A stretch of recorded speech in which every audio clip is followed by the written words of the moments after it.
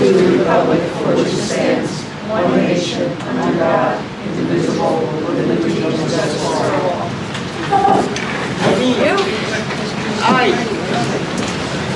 Please be advised that the regular July board meeting has been scheduled for Thursday, July 10th, 2025 at 7 p.m.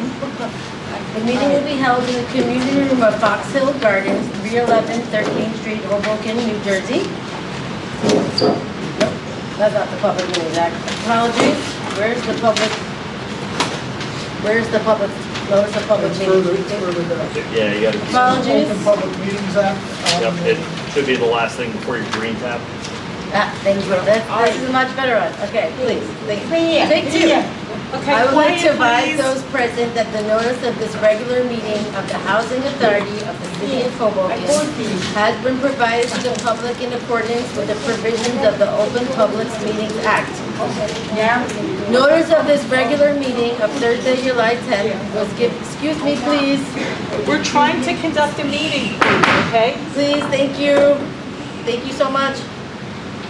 Notice of this regular meeting of Thursday, July 10th, 2025 was given by publication of the annual meeting notice of the authority with amendments as necessary and was sent to the Star Ledger on Friday, June 27th, 2025 as notification to the general public of the meeting sent to the City Clerk of Hoboken on Friday, June 27th, 2025 with a copy of the agenda to be posted on the bulletin board in City Hall, Hoboken Library, and Hoboken Police Department, and posted on the Authority website again on Friday, June 27, 2025. I direct the minutes of this meeting to state that I have announced the adequate notice of this meeting has been given as required by the Open Public Meetings Act.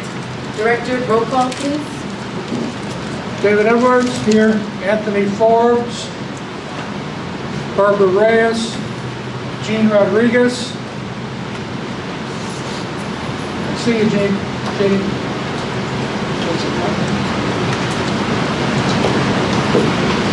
Jeannie, you're on mute.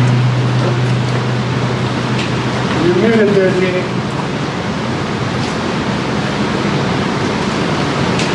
Angel, can you help her out because you helped her connect via phone? Is there any way that you can unmute her? Okay. Is that you, Jean? You got it? You got it. You're here. Okay. All right. James Sanford, Erica Seitzman, Present. Carmen Vega. Here.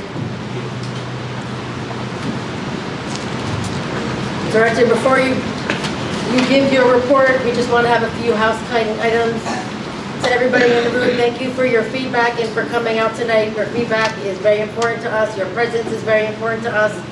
It's very important that everybody becomes very respectful to ourselves, the board, the community at large.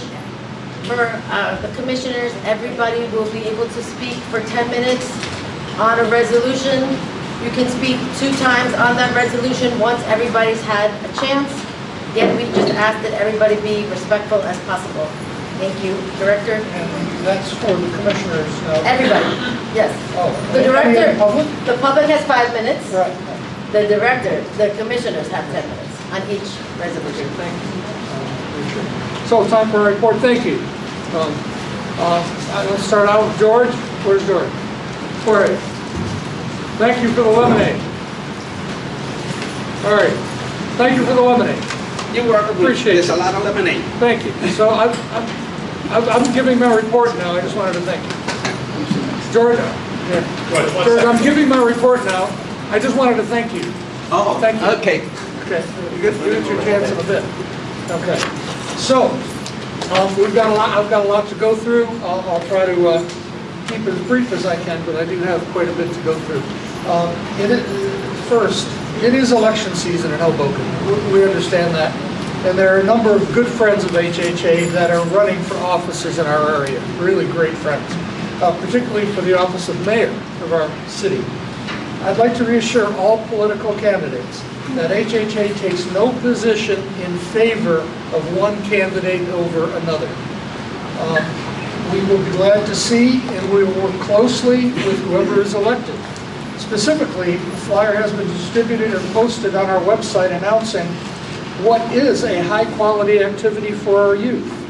On that flyer, which was not produced by the Housing Authority, credit is given to one of the candidates that is running for the mayor position.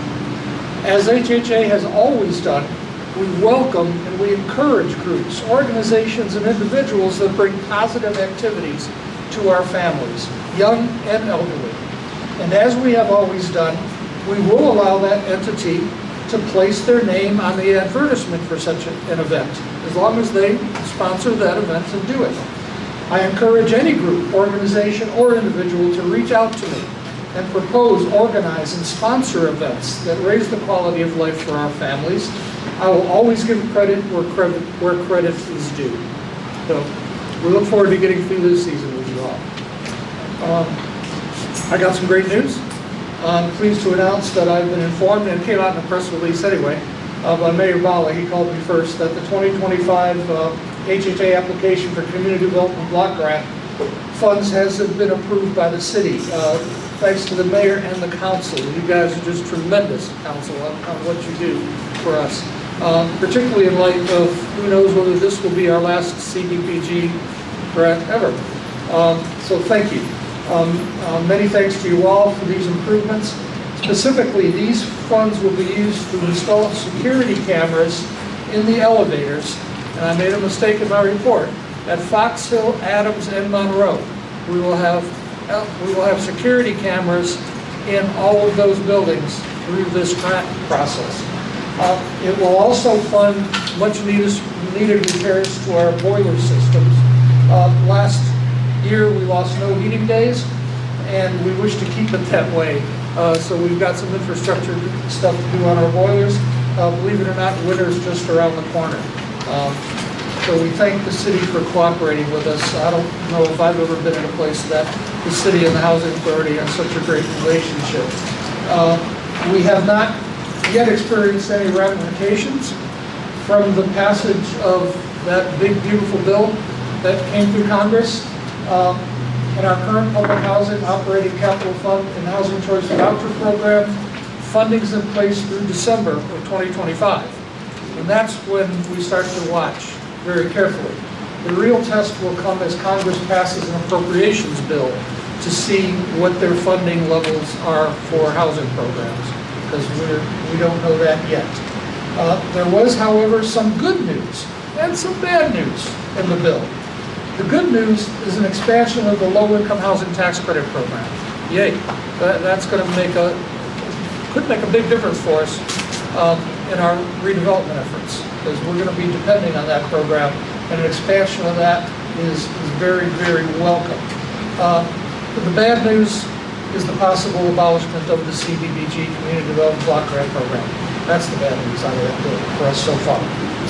But keep in touch, because we don't know.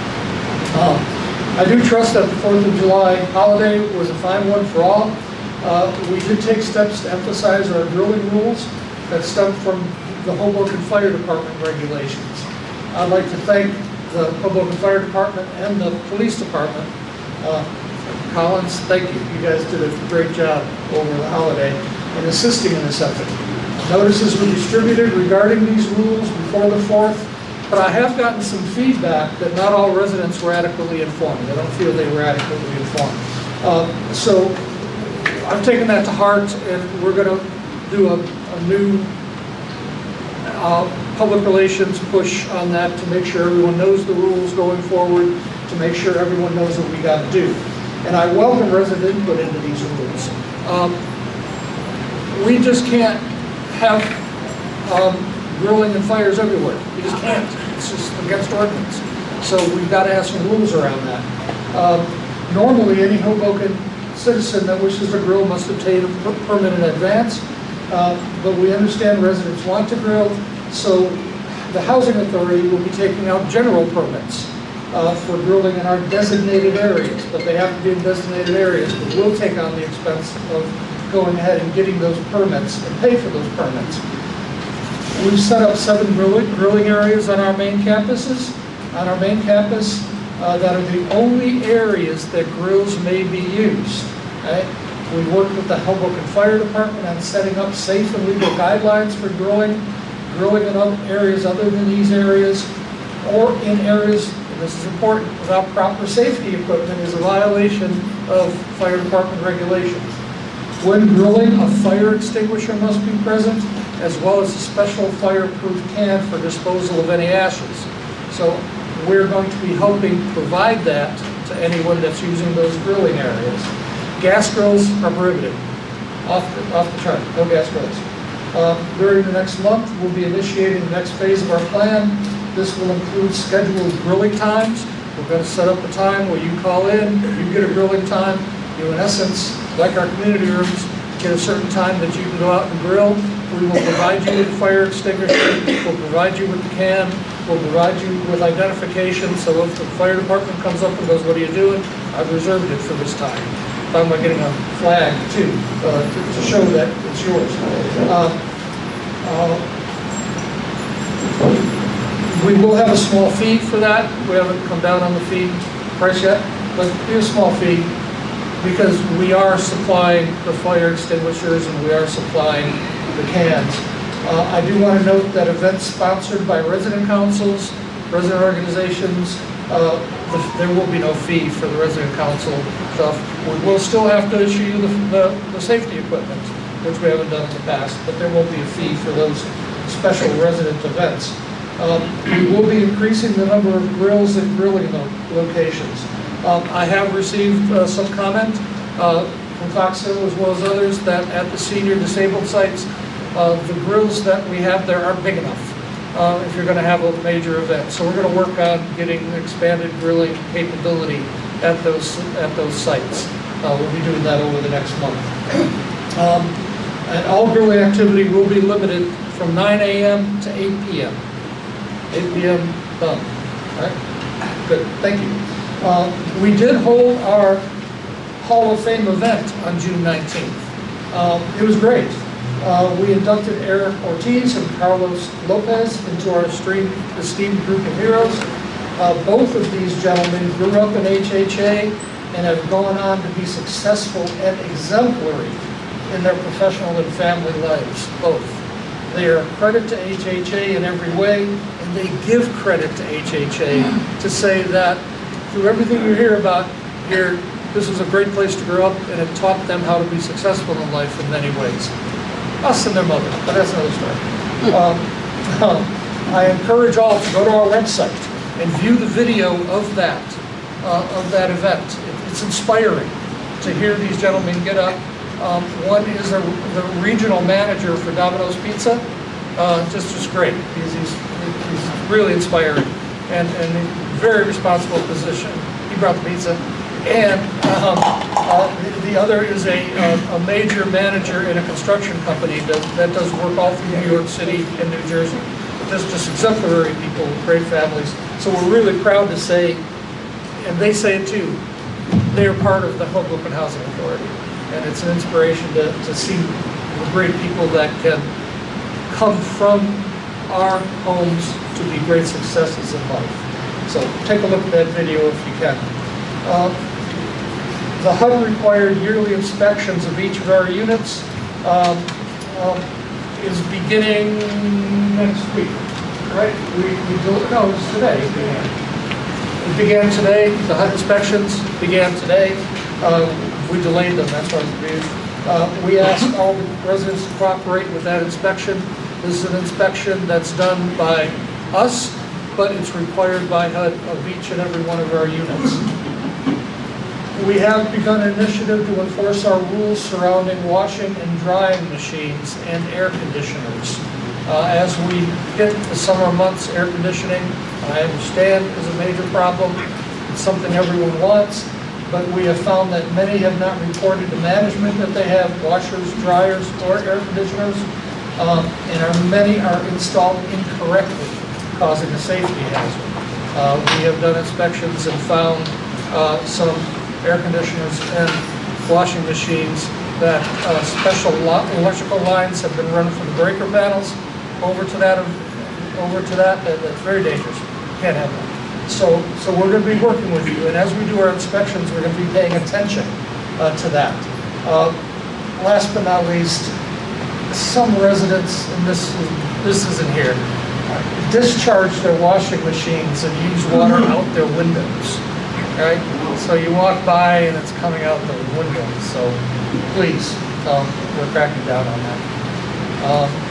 We have begun the registration and assignment of vehicles to individual numbered parking spots. We have started with the elderly and disabled folks that already have reserved spots. We are then going to move on to the rest of our population over the next couple of weeks. So everyone that has a registered approved car will have a number. That number, 45, is yours. It's going to be on your ID card. 45 is your number. No one else can park there, so there should be no question in the future on who parks where. Okay? So that's coming. We've been working on that for a while. Thanks to Yesenia and her crew for getting that together. On Wednesday, July 16th, next Wednesday, at 1:00 p.m. in my office, we'll be holding our lottery to choose those that submitted an application to be placed on our waiting list. If you remember a month or so ago, 6 weeks, we accepted applications. Staff has been working hard on contacting folks that put in applications and verifying their preferences. So as folks are chosen out of the lottery, their preferences have already been verified. So if they said they live in Hoboken, we verified they live in Hoboken, rather than somebody just lying to us and then later we found out they didn't, and there's an issue with them. So that's what we've been up to. We've got what we think is a very good, clean list, and next Wednesday we'll be doing that choosing that lottery in my office at 1:00.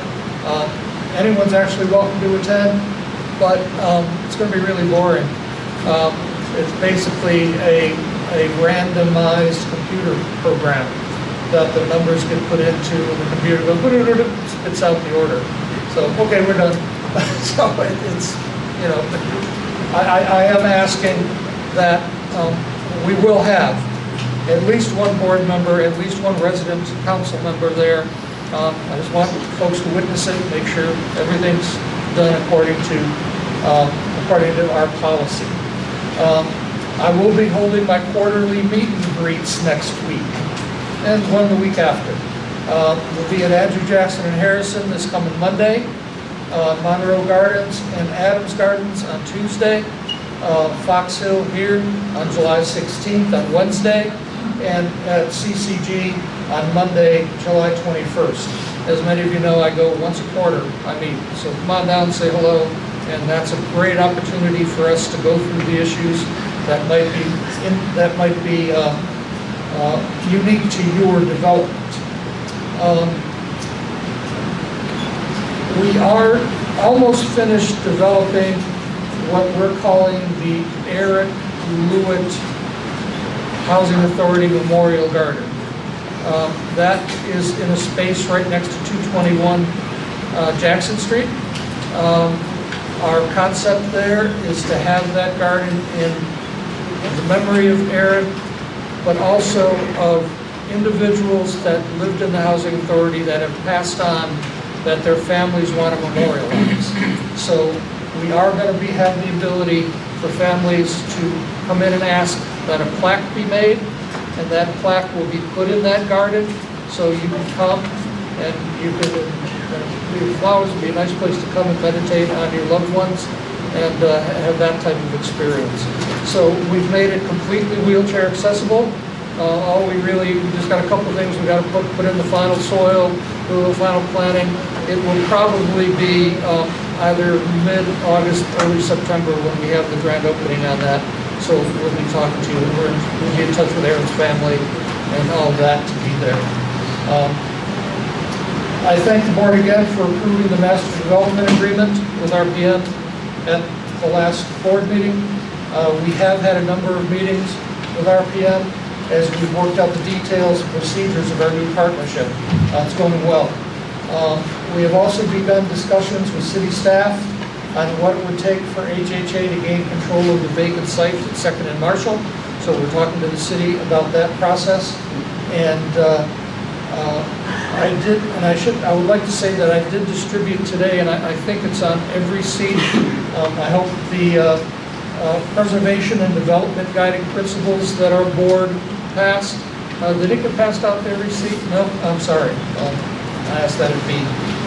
In 2021, one of the first things our board did in approaching a redevelopment was to publish and commit to guiding principles for our redevelopment process. All right? I just want to remind everyone of those guiding principles because we still live by them. We still take them to heart as we go through this redevelopment process. The number one commitment on that list is a one-for-one replacement of all of our units. There's no question.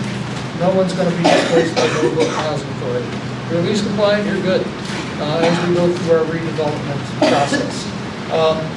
We will never go below the number of units that we currently have. We have the units that we have in public housing. We will never go below that number. That's an absolute commitment by this organization. That will pursue all feasible financial strategies, that we will allocate our housing portfolio based on priority and feasibility. For example, if in the end we need some more one-bedrooms or two-bedrooms than we have now, we will be making those changes. For example, no one wants zero-bedroom efficiencies anymore. No one wants it. So we would expect that we'll come out of this redevelopment without any. But that's a major design change. We do pledge to provide all residents the opportunity to offer meaningful input at all stages. One of the things you'll remember in our strategic plan is we held a lot of meetings. We held them with the residents, we held them with the stakeholders, nonprofits, the general Hoboken community. We will be going through that process again. You will be seeing us asking you to come in when we have some products, some design, some ideas, when we're able to come in and start talking a little more seriously. And again, that's just started. We just got a development agreement. Now we're going to start talking about what it's really going to look like, and that we want your input into. One of the reasons our strategic plan won a statewide award clearly was because of our community input. The entire Hoboken community had input into that plan, and we'll continue that process. We will have those open and transparent meetings. We do assure that any resident will have the right to return to their unit. Now, in the past, there's some word, particularly, I won't mention Jersey City, but I'll mention Jersey City. Some folks, they reduced the number of units and the folks couldn't come back. That's not here. That's not what's going to happen. We are building a first building first, and then we're going to move folks into that first building, so no one has to lose a unit ever. That's an absolute value that we have. All our efforts will be data-driven. We'll take advantage of any partnership we can and any new development types that we can. We will improve the standards of our housing, and that's really crucial. Our housing needs significant renovation, substantial renovation.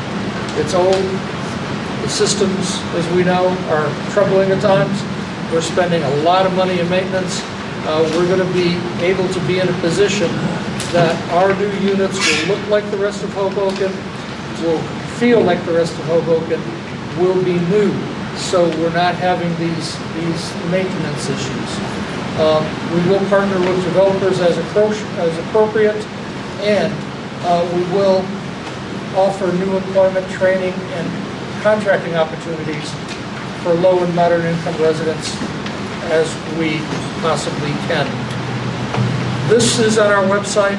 We'll put it back on our website. I'll make sure it gets distributed at the next meeting.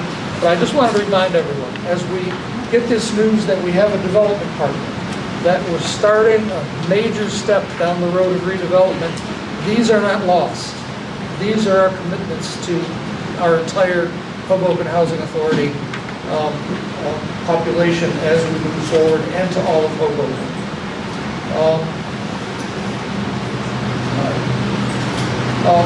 Is Frank on by any chance? Yes. Yes, you are on. Okay. You're showing up as Hoboken Housing Authority. Would you like to add any? Just 1 second, I'm just. Yeah, some feedback. Would you like to add anything to that, Frank? No, that was a very good summary, Director. Other than the fact that we continue to make strides on some of these hurdles that we have in front of us, like for the environmental review. So the flood notice was published on the I'm city sorry, website. Frank, what was And that's published? when Frank? we Frank? start. Frank, it's the court reporter, I'm sorry, you said what was published? The flood notice was published on the city website. And that's part of one of the steps of achieving that part 58 that we're working towards. We've met a couple of times with our new partner, and we're moving forward in forming and solidifying the name of the different JV that we're going to form on joint venture and what the next steps are. So we are definitely moving. I can't, I'm sorry, I can't. strong. Frank, I can't hear you. Yeah. You're just a little buzzy, Frank, so. It's Yeah, we I'm have- sorry, We have I'm interference, having the Frank. same from you guys. I'm losing you. Maybe I'll log out or something. But I'll try to come slower. Yeah. And I think we've got everyone pretty much where we are. Yeah. It's not him, it's not you, it's the feedback that we're getting here. Okay. We're good now. All right, so, but no, it's, like you mentioned, we are full speed now, and, everything is, it feels like spring. Everything is coming out of the ground. Sure is. Thank you, Frank. And as I think everyone knows, Frank is our development director now. He's intrinsically involved in this as we move forward. Project-based vouchers, we continue to work with the American Legion Group, finalizing their requirements. Resident meetings, I continue to encourage folks to come in and meet with me. I'm continuing to have resident meetings in my office. You do have to schedule an appointment. Good luck if you just walk in, because I do meetings, so you probably won't catch me. Now and then you can. Good luck. Housing for Hoboken resolutions are in front of you tonight to approve an extension of one trustee and the appointment of a new trustee. Both come with recommendations from the Housing for Hoboken Board of Trustees. The renovations at Fox Hill is in engineering. Still, we're waiting on the engineering to be completed and the cost estimates. Special capital projects, the defensible space is moving along really nicely. We're really just about done. What you've seen at Andrew Jackson Gardens, the fencing back there. We do have one gate. Really, the only reason we're not done is there's one gate that they've got a trench aligned to in order to have the key card entrance work. So we're just waiting on that last piece of tech, and that job is over, and I think looks really good. As part of the special allocation of capital funding, we're getting really close to having that completely done. We are still working on the courtyard improvements and fencing project. We've just got a little more to do on the courtyard, and we'll be done. Defensible space fencing at Andrew Jackson is complete. The security camera installation on each floor and the rooftop is complete. The hallway and stairwell refurbishment is complete. And the exterior door replacements, I think, are complete now over at Harrison. The scope of work for our new rodent-resistant trash collection system is being finalized by us in the city. I know it's going on for a while, but that is real, and that is coming. New playground equipment is being designed for the Harrison courtyard. We are moving the Harrison playground equipment. It will be new equipment, but those two areas by the park, the smaller parking lot of Harrison, we're getting rid of those, and the playground is going to be inside the courtyard. as we finish that project. So I'm excited about that. I think it's a great move. The new resurfacing at the water park will be starting on Monday. So yeah, unfortunately, it's going to be closed for a week. But they're starting Monday on the brand new resurfacing of that entire play area over by the water park. And that resurfacing of that small area right across from 400 and across from central office, that's being done as we speak. That was being done the last couple of days.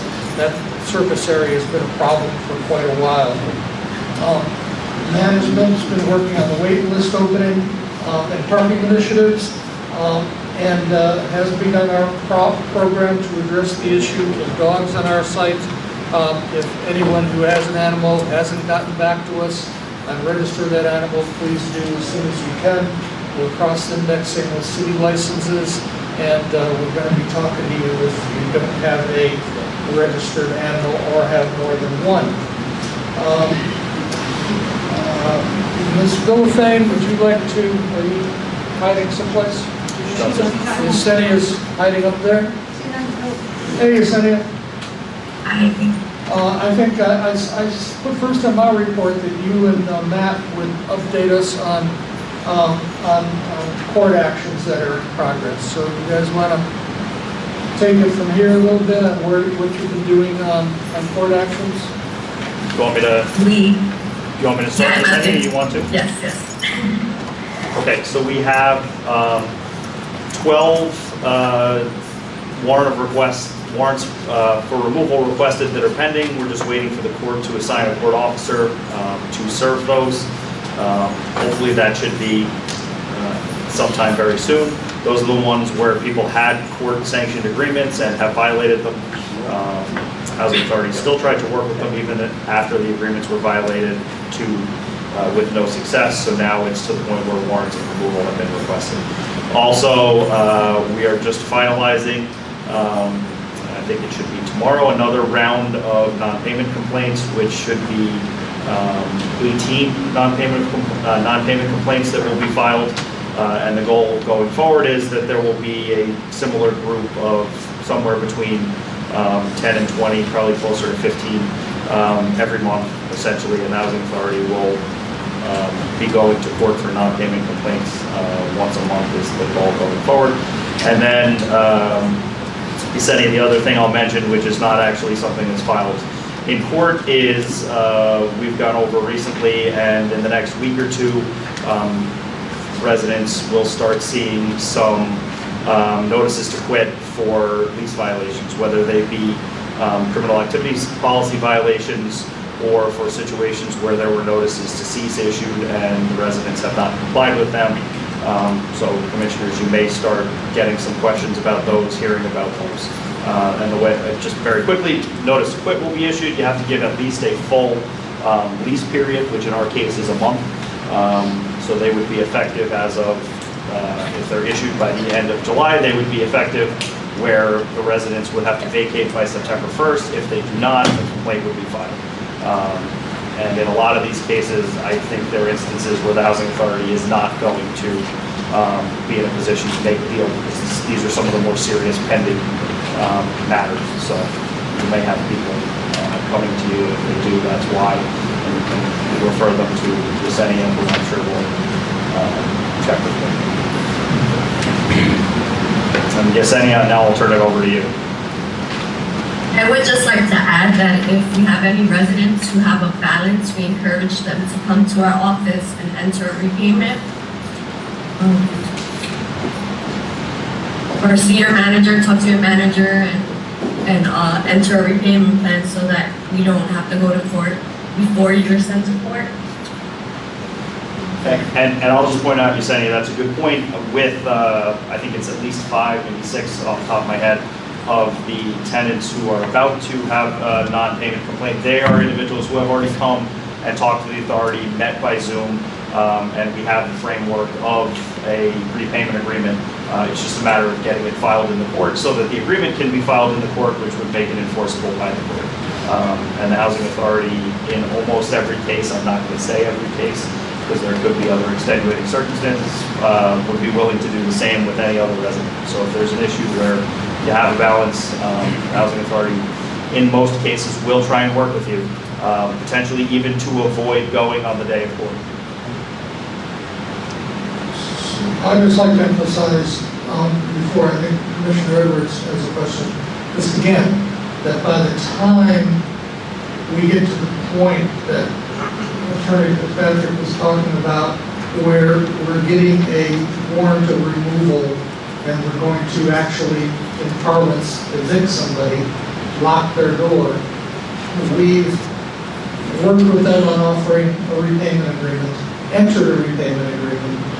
They've defaulted on that repayment agreement, often given them a second chance to repay, and then finally taken them to court and they've had a repayment agreement entered with the judge where they said they'd pay. And then they've defaulted on that as well. So we don't want to go there. We don't want anyone to lose their unit, but there's a point when you agree with us that you're going to pay us that X amount extra per month to make up your balance, and then we don't pay, the choice will be a time when we just got to say no more. So that's, I just wanted to add that. Commissioners? Thank you. Just a couple of points of clarification. What does it mean at the bottom, 19 public units were granted offline status? So we have the ability, if we've got a unit that is so bad, right, that somebody moved out and they just destroyed the unit. It needs cabinets, it needs floors, it needs everything. We can ask HUD to, what they call, take it offline. So we then still get subsidy on the unit, but they give us a grace period not to count that unit against us while we're doing renovations in that unit. If you will, it's a way of accounting for a capital improvement on a unit. A basic unit turnover should include us coming in, cleaning, painting, glassing the floors, maybe replacing a faucet or two. When it gets to the point of having to tear up all the floors, having to replace walls, having to do all new cabinets, then it gets into a capital situation, and they do give us some grace period of time on that. And then the next question. It says at the bottom, total amount for pending warrants, $392,980. Is that the amount owed by the 12 people, the 12 units? Yes. Yes. So I guess back to our question of finance about write-off and when we write off. I'm sorry, I guess back to our question. About a write-off policy. Yeah. That could be the target for a write-off policy, right? Because those are ones that we've really been down the road on, because they are a subset of the total amount owed to us from residents. And that was my last question. Is the 392 and the 141 couple lines above it, is that part of the TAR, the 1,163,000 at the top? Or I guess I should do all the way over. Or is that in addition? No, that's part of it. That's part of it. That's included in the 1 million.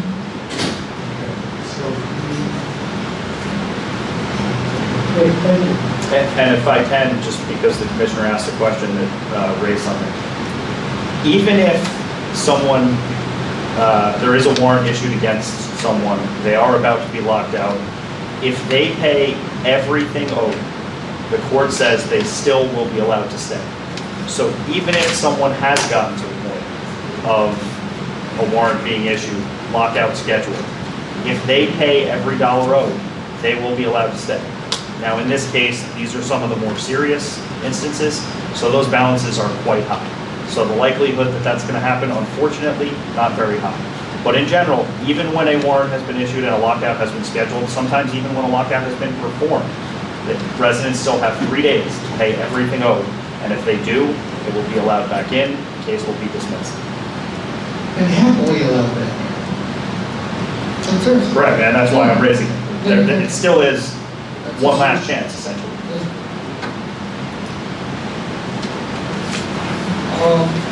Our occupancy is really great, 99%. Based on that, that's incredible, great work by our folks. 6 new lease ups and 8 transfers this past month. That's a lot. That's a very high target. And so folks that are waiting on those transfers, yes, we're doing transfers.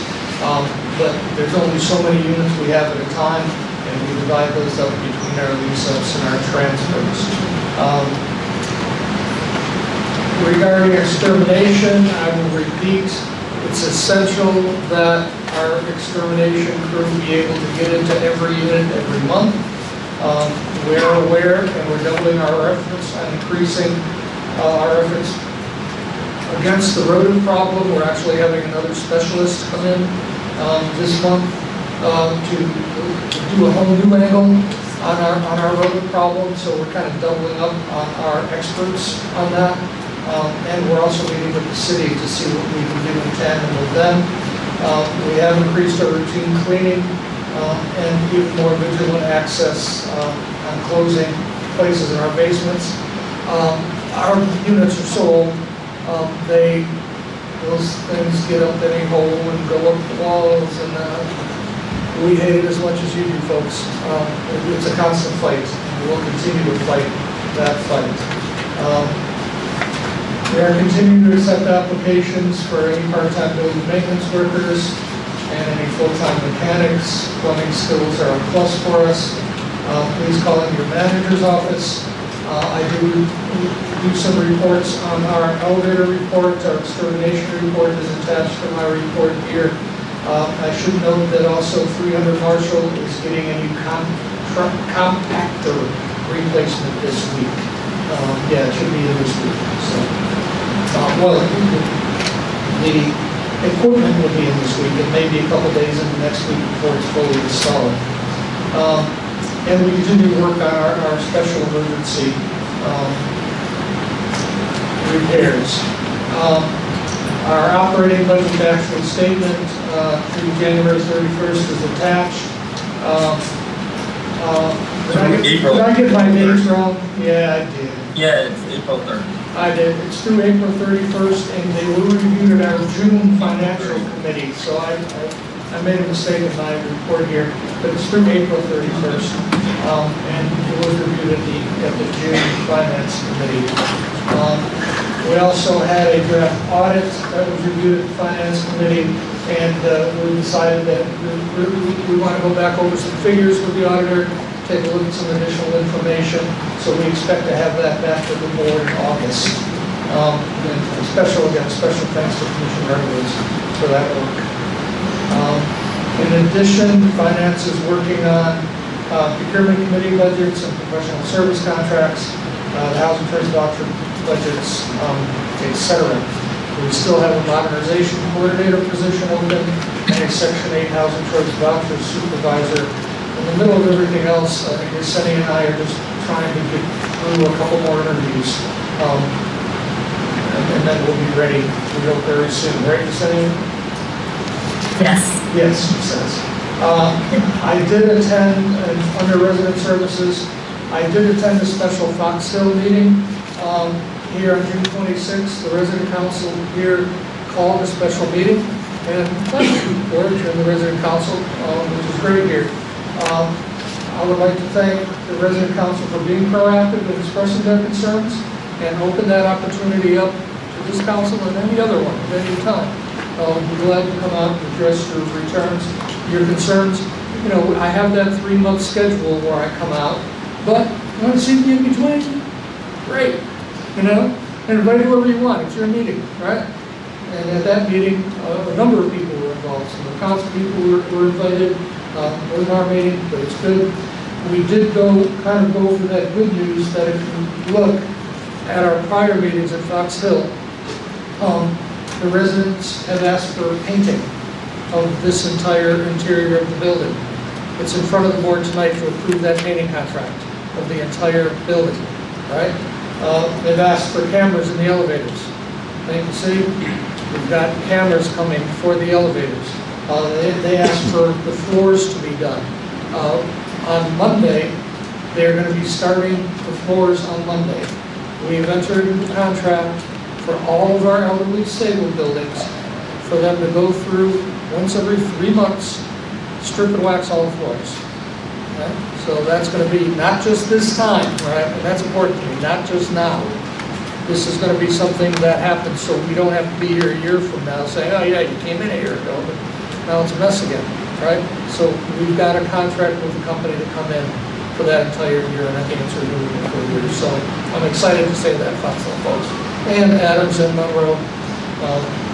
So resident service coordinator, Becky, anything you want to bring us up to date? You want to bring us up to date? Yeah.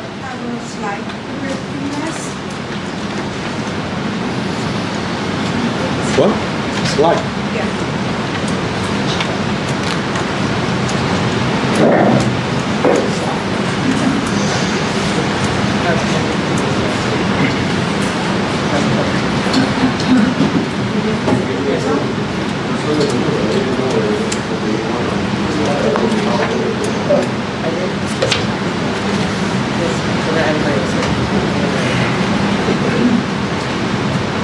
Can you do it or?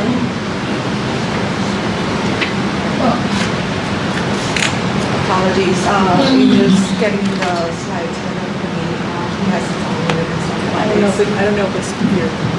Okay. So Becky Espinosa, yes, good evening all. So Angel's getting the slide for us right now. I have a couple of things prepared for you.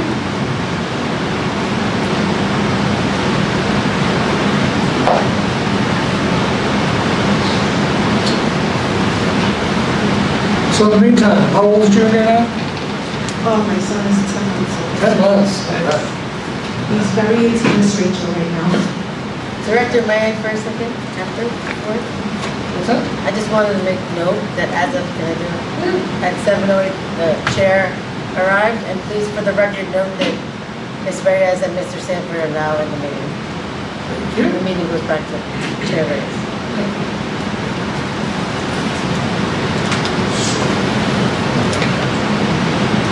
Okay, since I'm up here, I can talk to you a bit about the growing. So I'm in the process of getting the growing together. We had a meeting with management, the fire department, and we're working on getting the permits right now. So as Mr. Recco mentioned earlier in the meeting, we're going to have designated areas.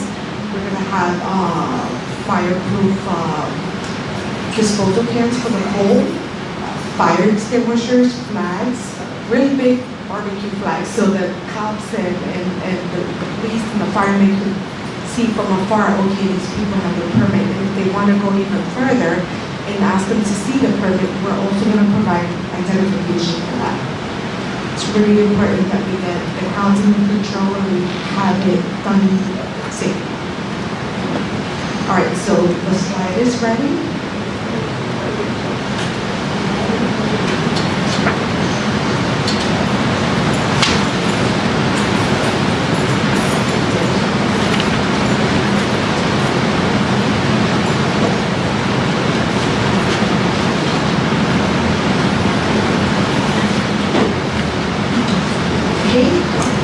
Elderly and disabled housing units, Fox Hill, Monroe Gardens, and Adams Gardens. Next page, please. Monroe Gardens, we have bingo every Tuesday at 6 p.m. We have the pastoral care Fridays at 7. Food pantry every other Friday, 8 to 12:30. Dr. Purisima comes in once a month. He's our dietitian here. By the way, I'm working on getting a general doctor and a cardiologist to come in every month as well. Hopefully we'll see that within the next month or two. Our meet and greets, as Mr. Ripple mentioned earlier, for Monroe Gardens, Tuesday, July 15th, and we have another blood drive going on in Monroe Gardens, July 18th. Next page, please.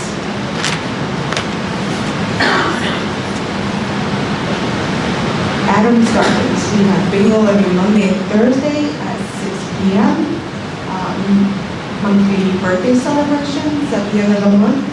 We had the resident council, they're actually going to start taking over the birthday celebrations. So you guys are more than welcome to come. We have a great time every month. Good cake, good treats. We have Dr. Carissima at Adams Gardens every other month as well. Meeting right there at Tuesday, July 15th at 2:30. Next page, please.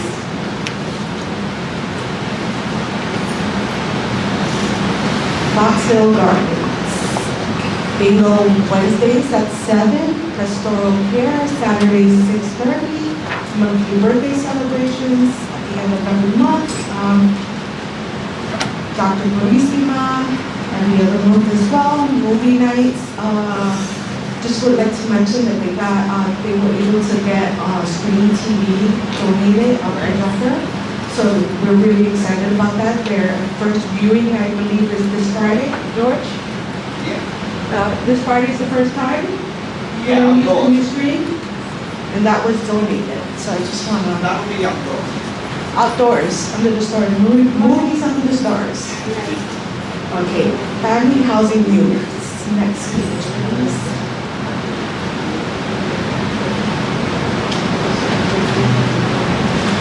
For adults, we have the bingo at CCG on Fridays at 6, meet and greets at CCG, July 21st at 5, bingo at the Annie Forbes Community Room, Fridays at 7, meet and greet at the Annie Forbes Community Room, July 14th, 5 o'clock, women's self-defense classes at the Annie Forbes Community Room, and Saturdays at 10 a.m.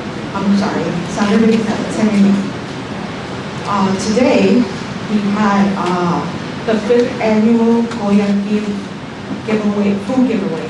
Sorry, it's a mouthful, it's kind of a tongue twister for me. So today, we had hosts come in, Goya Blast, the gourmet Blast. They had a cookout, they had a food giveaway. I believe hosts brought in some gaming truck for the kids. And just so you know, we actually gave out over 300 bags of food to Nice. down there. So thank you, we appreciate it. And we had meet and greets July 21st at 5 o'clock. Next page, please. So on to the park, the kids park. We have 10 reasons at 311 Community Room, Monday and Wednesdays at 6. Homework help at the Annie Forbes Community Room, Tuesdays, Wednesdays, and Thursdays at 3:30. Karate at the Annie Forbes as well, Tuesdays, Thursdays at 4 p.m. The tech lessons at Annie Forbes as well, on Wednesdays at 4. Next page, please. Our upcoming events. I'm excited about all 3. Hooping for Me, Sunday, July 27, 2025. Flyers are up in the building. I believe we're going to do door-to-door for this as well. We have Sean Comer's basketball camp starts in August. August 4th ends in August 7th. Clemson Water Park. I'm actually working on this right now. Flyers are to go out next week. Sign up for the trip next week as well. So expect to see the flyers up. You're going to see it online. Well, actually, you'll see all 3 things online in the buildings, and we're going to try to advertise it everywhere. I believe that's the end of my report. Thank you, Becky. Again, looking forward to Clemson. It's great. They've got one of those lazy rivers for us old folks, so we'll get in the tube and that's where we spend the day. Let the young ones get on the roller coasters. We just cruise around, come back out for lunch, and it's really fun. So that's the end of my report. Thank you. Thank you, Director. Before we start, I would just like to remind everybody that nothing has changed from last month. Every commissioner has the right to speak 2 times for 10 minutes in reference to the resolution or what we're speaking at hand. I'm asking every commissioner to please keep the quorum, and should you not, and I have no other choice, then I will ask for you to be removed. So if anyone has any questions, now would be the time. or anything to say, now would be the time to do so. Mark, I do. I know you guys spoke about in the report about the grilling, and today was a perfect example of what we're gonna come across. Because yes, they gave us the extinguisher, they gave us the can to put the charcoal in, but we weren't told, okay, what do we do with it now, right? And it's not fair to the maintenance that's there, because I think nobody really knew what to do at that point. Like, do we leave it there? You know, there's kids running around, like, is it gonna be moved immediately from the area? Because charcoal is hot and kids are curious. So we have to always keep that in mind. I appreciate that. And I do think it was a special event, so Yes. it wasn't on our normal cycle, but we will be very, very cognizant. And I think today, as this weekend was, July 4th, it was a learning experience for us. So we'll fine tune. Thank you. Keep that, That was just my comment. yeah, keep the advice coming in on that, because we want to make this work, all right? We want to make it work for everybody, so help us out. Thank you. Any further questions? Yes, I do have a question. Sure, Commissioner.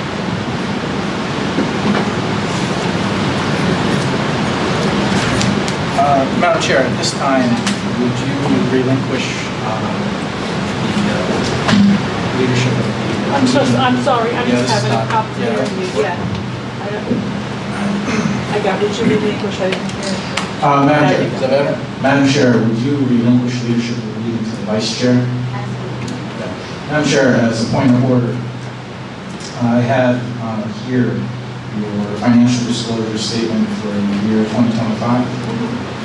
And under this financial disclosure, it does not list all of your disclosed income. And I'm asking you to please recuse yourself from the meeting because you will not disclose all of your income as per the financial disclosure. Commissioner, does this have to do with the director's report? Thank you.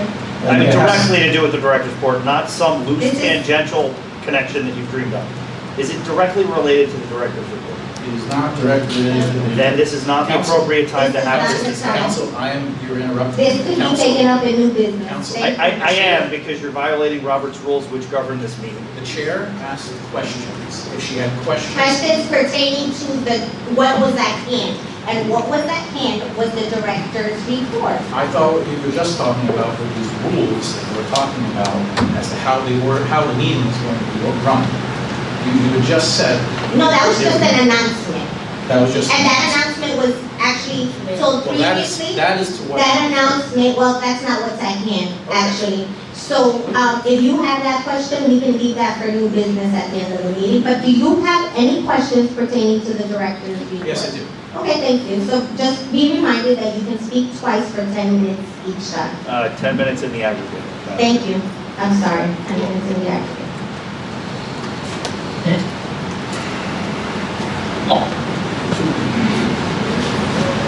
Only twice? That's right. I can't ask questions? You can ask questions. I can ask You have 10 minutes and you can only speak twice. Or Does that mean pertaining I to can- one specific Does that thing. mean I can only ask 2 questions? It depends on how many How does that questions you work? have. It does not, Commissioner. It means if you cede the floor, you can be given the floor once more, but only one more time on that, For 10 minutes. that topic. So, correct.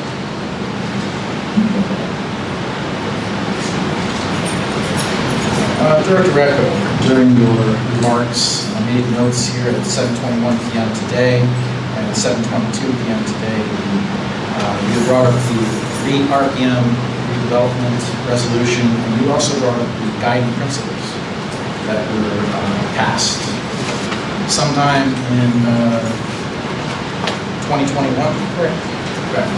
Do you recall any conversations that we had in 2021 regarding the redevelopment plan?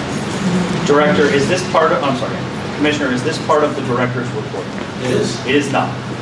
So he brought it up. He did not mention anything that happened in 2021. At 7:22, he brought up the guiding principles.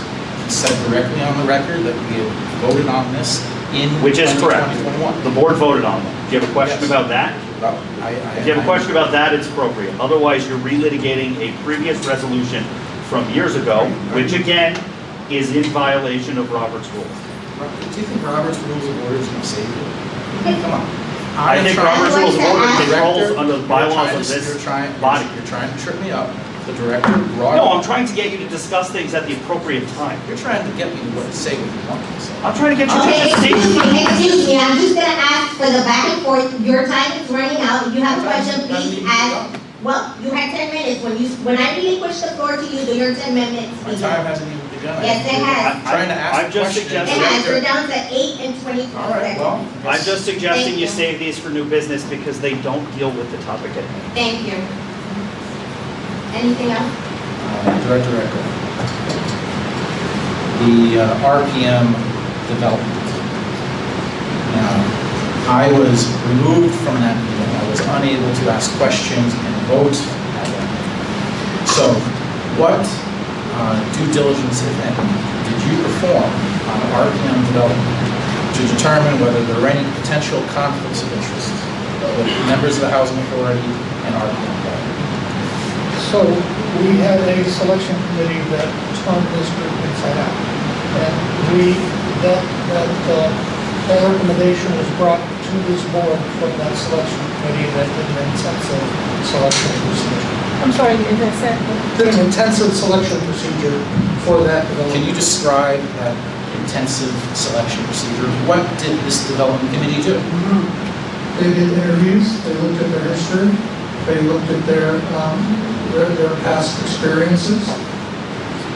They looked at everything that this group did in the past. And if I may, that resolution was passed some time ago. That was not passed last month. Last month was the agreement to enter into a master development, not to select the development partner. I think we're conflating two different resolutions. Just wanted to clarify that. Hey Matt, anytime you want to just jump in and you counsel for the director or else. Counsel for this authority. Commissioner Sanford, I will ask you to please be respectful of everyone here. Thank you. Listen, when the law is being broken, it's hard to respect that. Well, if you can't respect that, I I will won't ask respect the the law. officer, I will ask the officer to. I will not respect the law being broken. I will not. Can I ask you to give evidence that the law's being broken? Oh, absolutely. So, Do. back to the financial disclosure. This is not what we're speaking Right, of. but- It has to be No. pertaining. Okay, well, the director asked for It has evidence. to You be- don't want me to give the evidence, I won't give the evidence. It's okay. It's fine. Commissioner Sanford, your time is running out. Yeah, of course it is. So, Director, please Yes, continue sir. to describe what this rigorous vetting process was. Well, again, the selection committee had their own vetting process with interviews with a number of different potential development companies. This board passed a resolution choosing RPM, and then we negotiated a contract with RPM, and last month the board approved that agreement with them.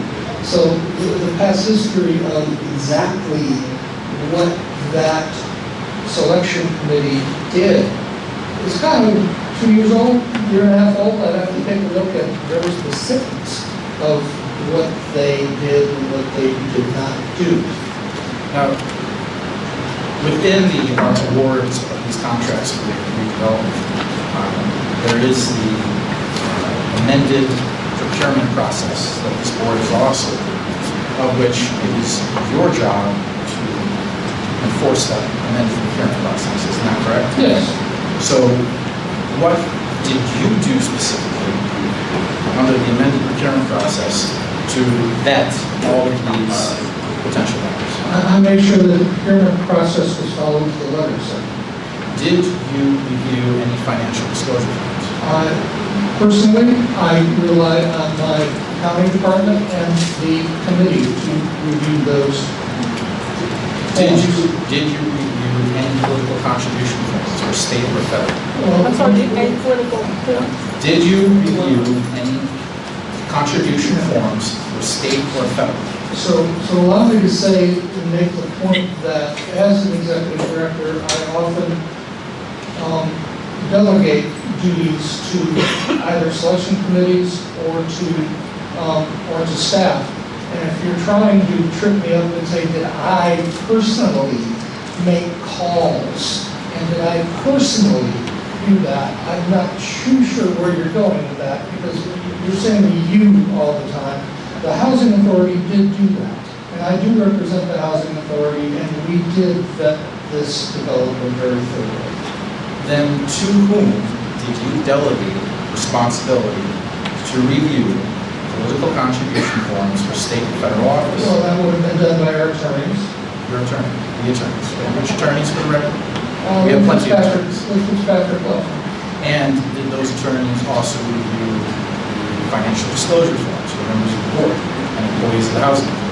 Oh, I don't think they do. They don't? No, I don't think they do. I don't think, you know, may I finish my response? Yeah, go ahead. Once a year, all of us that are in these positions put in a financial disclosure form to the state. And to my knowledge, those don't go to our attorney, they don't go anywhere, they go to the Department of Community Affairs. So that's where that lies. We do not do that. As a matter of fact, the Housing Authority does not appoint Board of Commissioners, but the Board of Commissioners does hire myself, does hire me. So, no, we don't have that obligation to review those under my understanding. So none of the financial disclosure forms for anyone who's been making a decision on these matters has been reviewed. None of the political contribution forms for state or federal office. I know what you're trying to get to. I know you're trying to build a case for prosecution here. And I would suggest that if you have a case for prosecution, that you would provide that evidence in writing to us. Because this is not the time or place to make these allegations. You tell the director. You're trying to make the point that somehow some of our selection committee or our board is somehow taking or giving money to politicians or taking money somehow from somebody. And somehow that's influenced the selection of this developer. And that insinuation is just plain untrue. Are you calling me a liar? Yes.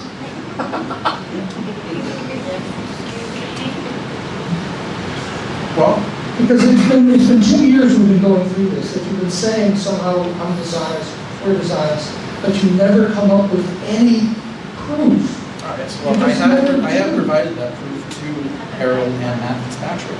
I have not seen any. I'm going to disagree with that one.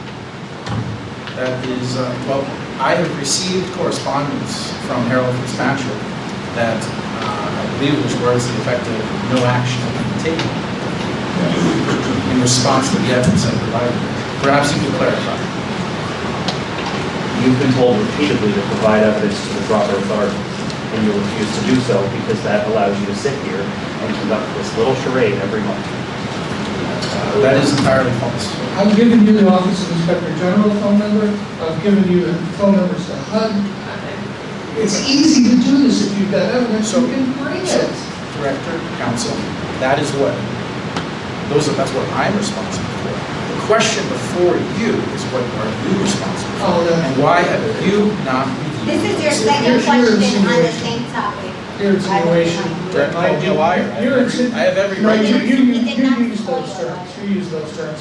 If you believe that my responsibility is to review every year all of our board's financial disclosure forms, then put that in writing, and the board can decide whether that is part of my duty or not.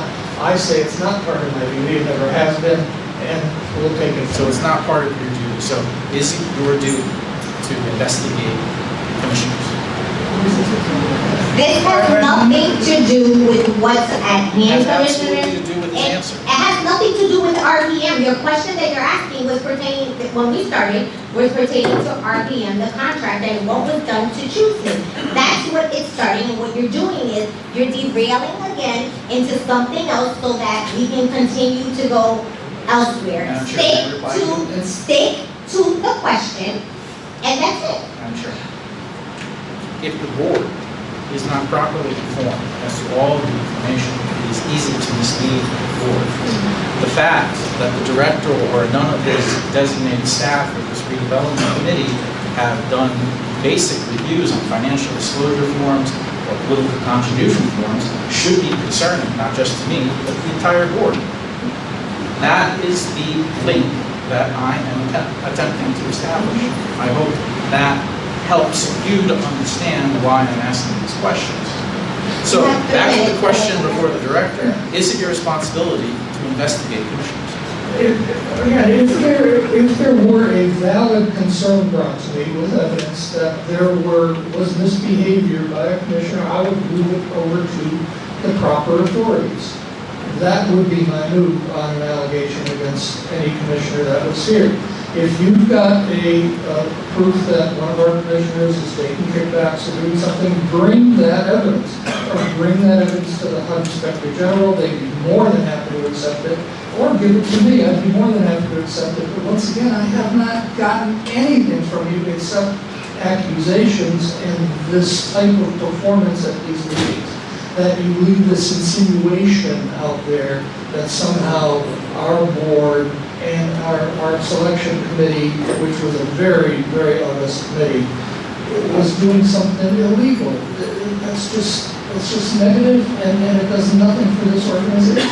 Well, Director Echo, it's difficult to provide you with information that you already possess.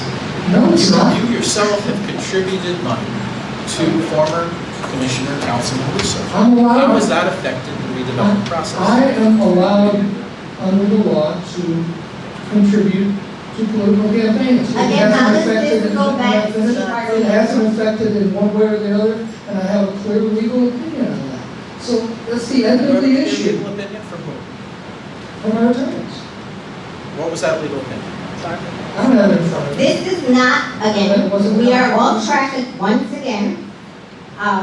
Do you have anything further to say? Because you have 2 minutes left. So, it is the conclusion of this Housing Commission that the RPM development, award of contract, and entry into a redevelopment agreement was rigged.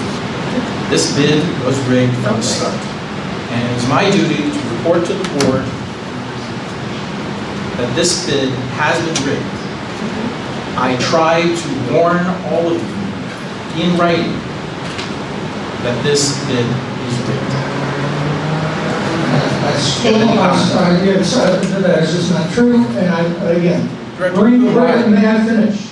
Bring evidence. Bring evidence. It's easy for you to make these insinuations. It's not insinuation. Bring evidence. It's an allegation. It's an allegation. Supported by proof. Bring the proof. Director Recco, what, Bring the proof. Because it has not. I'll read the whole process, and I can guarantee the public, I can guarantee everyone here, this was an above-board, honest process. Director Recco, when you orchestrated a hearing. You got to talk one at a time. You're going to have to talk one at a time. Dr. Recco, when you orchestrated a hearing to remove this commissioner from the board, you This has nothing to do with the topic. Again, this is something that can be brought up during the business, Commissioner Sanford. I do want to comment on something that there was an untruth just said. I did not orchestrate any type of hearing, ever.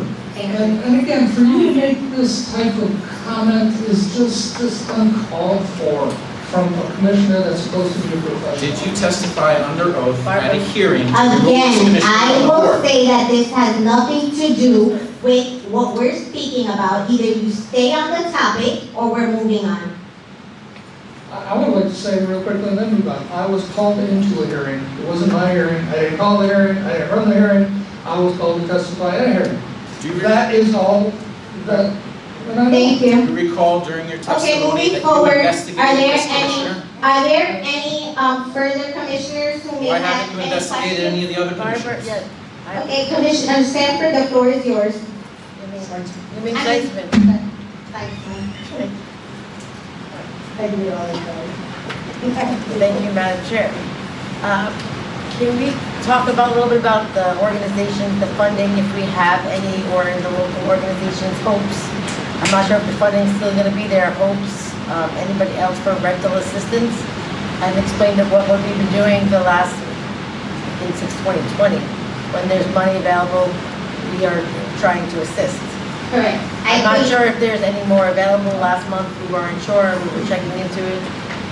I think the only entity right now in the county that has assistance for rental assistance is the waterfront project. I believe they're located in Jersey City. I do not know the requirements, I'm being totally honest with you. I do not know the requirements. I know that Jasenia actually had asked me about it yesterday, and we gave her the information. I don't know if she maybe was able to get any more information on what are the requirements that assist the residents that are in debt. But again, anything that we hear on our end as a nonprofit organization and as a community action agency, we make it readily available to the director and obviously Jasenia so she can share with the managers as well as resident services. Believe me, we are trying. We ourselves are trying to get funding to keep all the services that we have going. It's not easy. Everything is being cut, and we're just hoping that someone can help as far as the rental assistance. Thank you, Madam Chair. Anyone else? Yeah, I have a question about the council. So, Is this a reference to the director's report? it's in reference to what I just said about the RPM redevelopment. No, you already spoke on that. The bid You has been already rigged. spoke on that. The bid has been We rigged. already And I spoke would on like to know that. from council, You got your what is 10 the minutes. obligation? You have received your 10 minutes. You ran out of, it's not my fault that you ran out of time for your questions. Now we are moving forward. This is precisely why you need to recuse yourself from the meeting. Okay, I'm glad you feel that way. You I'm glad you feel that way. running the meetings in Okay. such a way as to prevent. Because I'm oversight following and Robert rules. I understand that. So are we going to continue to do this? Are we going to continue to do this? Are you going to respect me as the chairwoman and we're going to move forward? Because I'm not doing this. We're not going to continue to go back and Madam forth. Chair, may I ask you a question? No, you may not. I may not ask you a question. No, because we're speaking about the director's report. If you have a question for me, we can ask it during May I the ask for business. 1 minute to ask the council? No, absolutely not. Your 10 minutes are now up. Thank you. Well, Can we move forward? Commissioner Edwards, may I use any of your 10 minutes? to No, ask that's not council? how it works. He's not the chairman.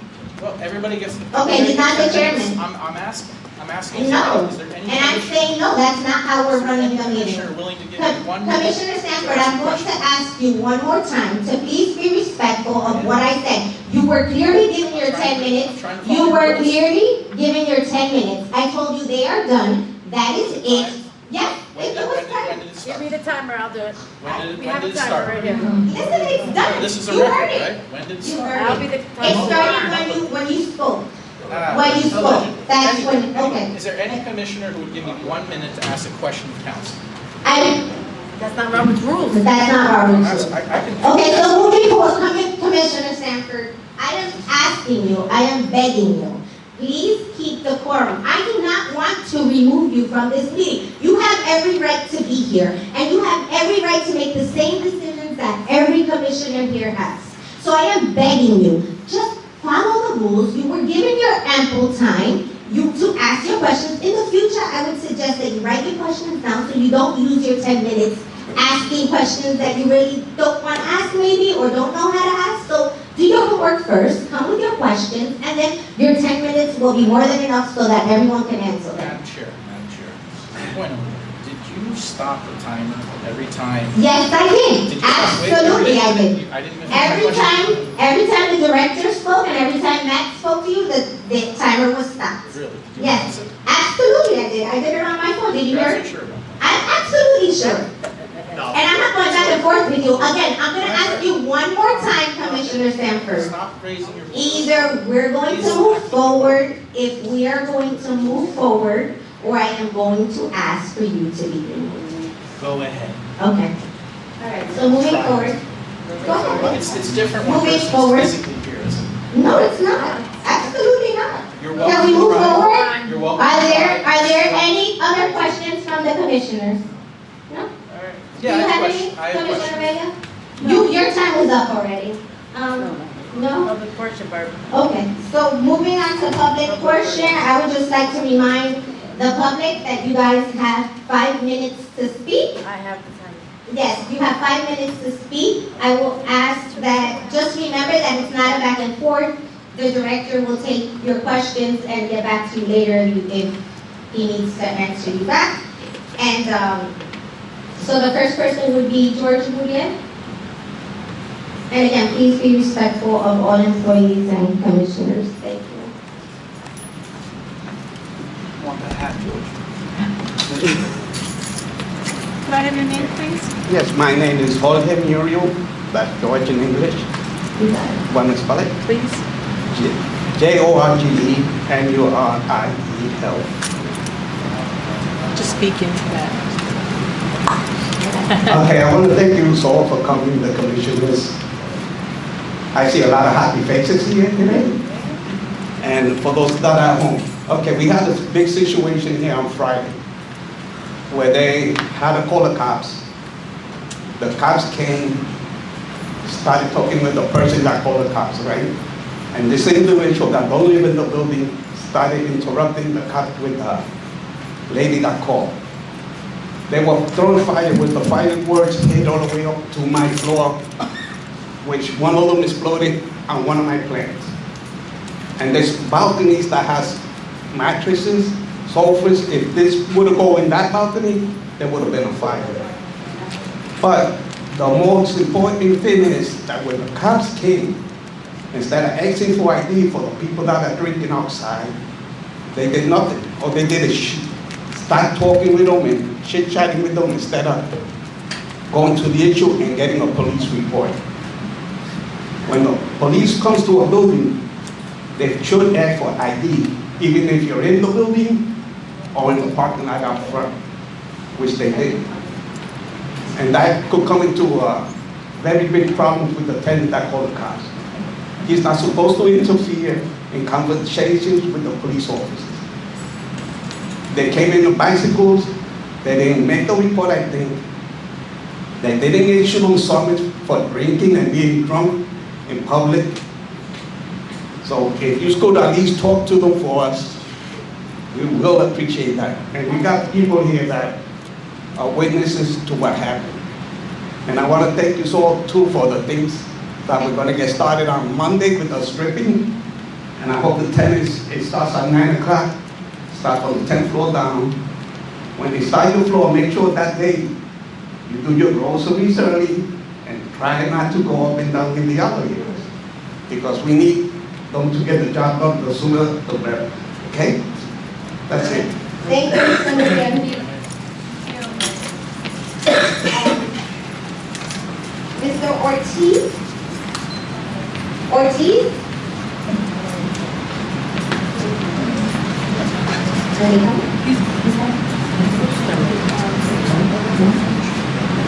Okay, so I'll move on to the next one and then I'll go back. Eileen, Eileen? Oh, it's the other one, she was not back. Okay, she's not here either. Councilman? Thank you, Madam Chair. Good evening, everyone. On a lighter note, the beautiful woman who walked in the room with me is my wife, Lisa. She's never really around in these kind of meetings, but when she is, she usually draws all eyes to her. So I just wanted to say hello to her on record. A couple things. One, I wanted to address the executive director, and I wanted to apologize to him specifically for all of those political phone calls that you got pertaining to a basketball camp that is going to be run by our Hoboken High School basketball coach. Coach Coma has been an outstanding member of this community. He's done so much for our children. He's brought our kids at Hoboken High School to multiple championship games. And when he decided he wanted to do a clinic for our kids, he needed funding. And believe me, I have nothing to do with this clinic. The only reason I was ever put into a basketball game was to foul out. He's doing all the work. It's all about our kids. I'm just a funding source for it. So I apologize that you had to go through that. And it seems to be that political silly season. You're seeing some of that here again tonight. Those are two things that I just wanted to start with. Just to clear up this back and forth, unfortunately, and I respect you, the High Heaven Director, you have absolutely no authority to investigate anyone on this board. And that's just a fact. The fact is that the appointing authority for each of you is the authority that gets to investigate you. And Commissioner Sanford, you should know that because you were investigated by the mayor. And you actually referenced it in your comments. You testified under oath at the hearing. Excuse Do me. you remember your testimony? I do. We have not to go back and forth, Commissioner Sanford. See, I'm not on the board anymore, so please don't interrupt If me. you go back and forth sometimes. So- We're not doing that. I clearly said it. Madam Chair, may I respond? So people love to make out accusations. They love to do this, especially during political season. And I'm used to it because I've been dealing with this for 22 years. But the reality is that there are rules. Those rules are in place for a reason, and we need to follow them. And they were followed when it came to the investigation against the commissioner, and he's upset about that. But that's the That reality. investigation. So I'll continue with Why my am I still on the comments. board? I'm asking you, Commissioner I wanna- Sanford, I am asking you not to respond until he is done. Okay. Thank you, Madam Chair. And we don't do back and forth. Yes, we do. I want to point out a few amazing things that this board has the ability to do and has done. Right? You have a contract on here tonight for our security. When it comes to our security, this board actually set a precedent in the state of New Jersey. This board was able to negotiate that contract so that the wages and benefits were set at a standard above and beyond any other housing authority in the state. You all did that. We all did that. I was on the board then. I'm very proud of that. I'm very proud that we do that. I'm very proud that we as an authority continue to fight for the working men and women in the state. And you should all be very proud of yourselves because that's very important. And it's being noticed, not just locally, it's being noticed across the state. And 32BJ has been an advocate for those security guards and many others, and I just want to give them a shout out as well because they're doing a yeoman's job to make sure they're protecting those workers. The other thing I wanted to talk about was, on the same vein, in our master development agreement. We as a board, and now you as a board, actually held that up for a meeting because we wanted to get a provision in there. And that provision was for our unions to be able to work on our housing authority project. That project labor agreement was put into that because we, as an authority, you as an authority now, are sending that message continuously that we are fighting for the working men and women of this authority, of those in this city and those in this state. That is an amazing thing that you all did. And a lot of times, it gets unsaid. But it needs to be said over and over again because it's really important that everyone knows that. Not just our small community in the housing authority, but our community in the city and our community throughout the state.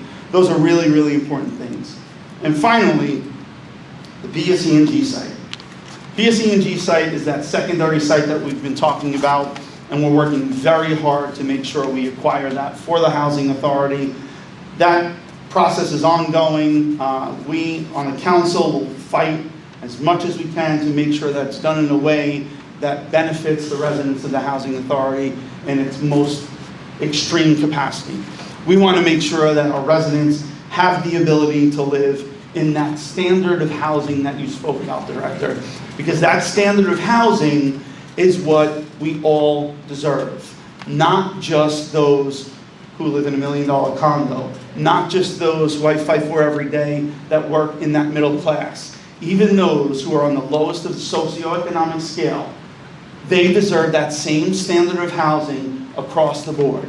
And all of you have the ability to continue to provide that. So I commend you all, I appreciate you all, and I promise you all, as a councilman, I will always be there to help. And in any other office that I achieve, I will always be there to help to make sure we do that. So thank you very much, and good night, everyone.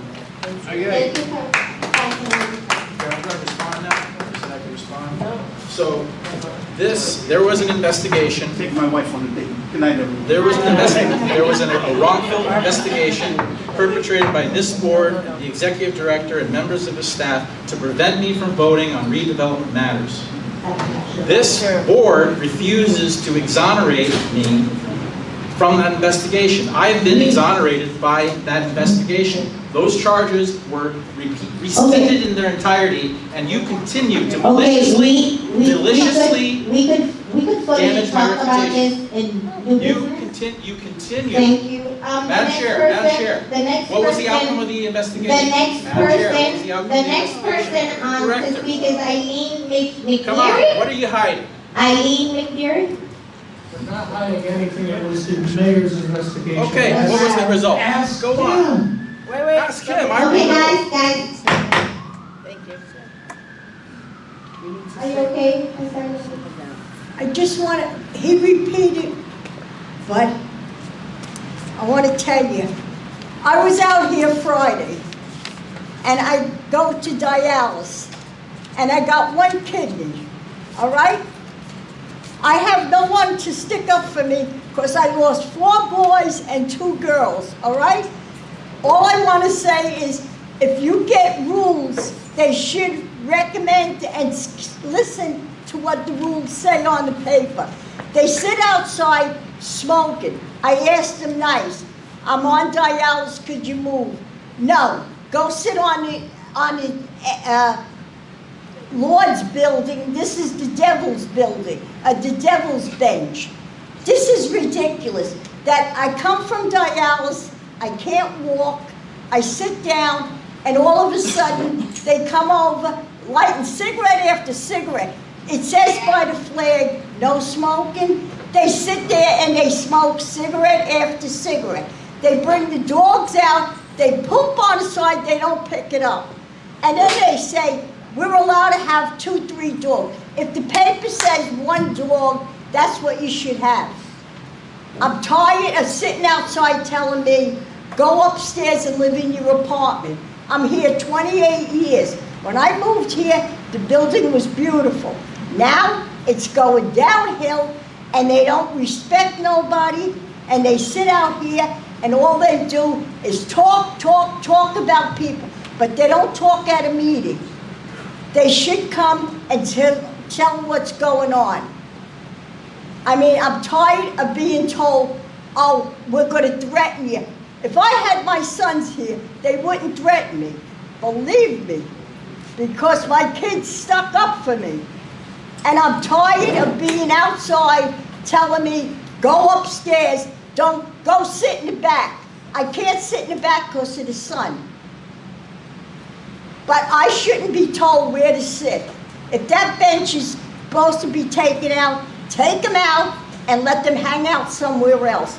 They're drinking candy after beer. When the cops came, they joked with them. They didn't do nothing. And then they asked for a report. They said no because it was no something.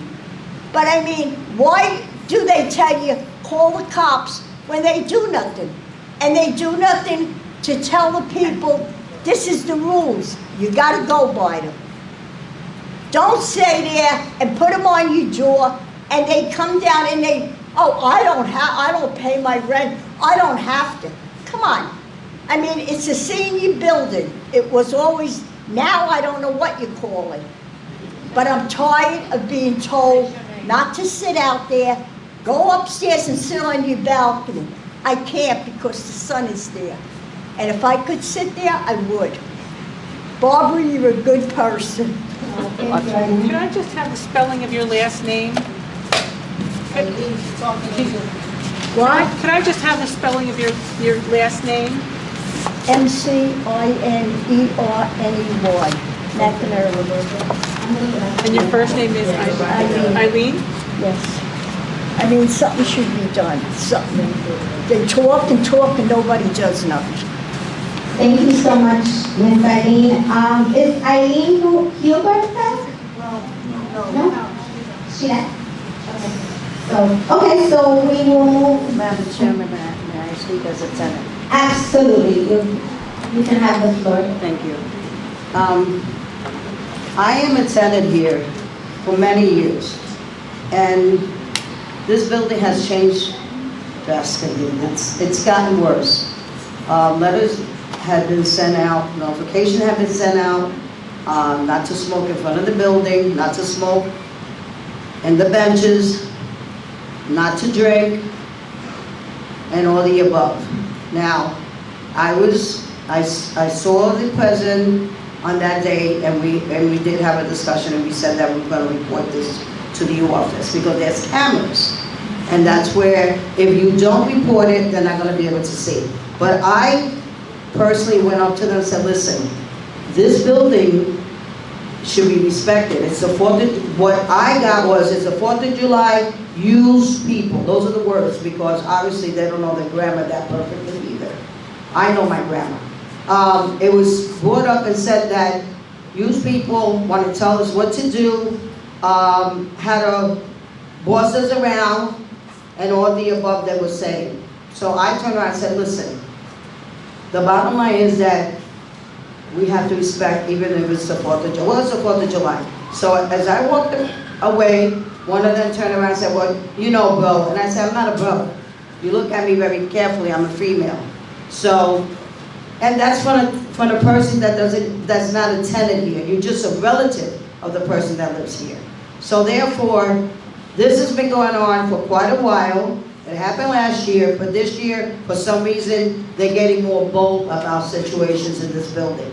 And I think that no senior, especially that I know for so many years, or any senior, should be disrespected whatsoever. And we have to respect one another. In order for me to respect you, you have to respect me. And that's the way the rules should be here. And have consideration and compassion for one another. Because that's not what's going on here. Now, I'm not saying that they're bad people, but we have rules and regulations in housing, and they have to be followed, and you know, everything should be in order. So, therefore, as a tenant, I was insulted because I heard a comment when I walked away say, well, we're not old. It's not a matter of being old. You know, we're young. Well, if you're young, then why are you living here? What privilege do you have to live here if you're going to be terrorizing people that are outside? I would not put up with it. Another thing is, the police will call. You know, there's a difference between a criminal situation and there's a difference between an event situation. I feel that any officer that shows up here, you're here to discuss the situation, but there should be an event report where there's a number where that police officer should be able to go back to their office and type up whatever situation in their computer happened here. And that's how Mr. Recco, the director, will be getting this information. So I think that this meeting should be taken up with the police department, and you know, and it's important that this happens because most of us here, some of us that live here, know the criminal justice system. I know the ins and outs. You gotta understand that before I lived here, I was a victim advocate, and I'm very proud of that. And I will always advocate, because even here in the city of Hoboken, I've advocated and helped out, and Barbara knows me very well. I respect my seniors with all my heart. I love them with all my heart. And if they need me, even though they might be mad at me, I will help them out with whatever I can, because we have to respect them. Especially Irene. Come on now, this woman is getting dialysis. How dare you treat her like that? How dare them? And if you need to know who they were, Mr. Recco, I'll be more than willing to give you their names, apartment numbers, and everything, because this has to stop. Thank you. Thank you. Sergeant Collins is here. He has asked to address the issue. I will give him a minute. But I also want to announce that, as you guys all know, we do have a new director of management, which is Jasenia Villafin. During the day, you guys should be actually speaking to your manager, who's here from 8 to 4 p.m. If nothing is happening, she has asked that you please contact her. She's available 24/7.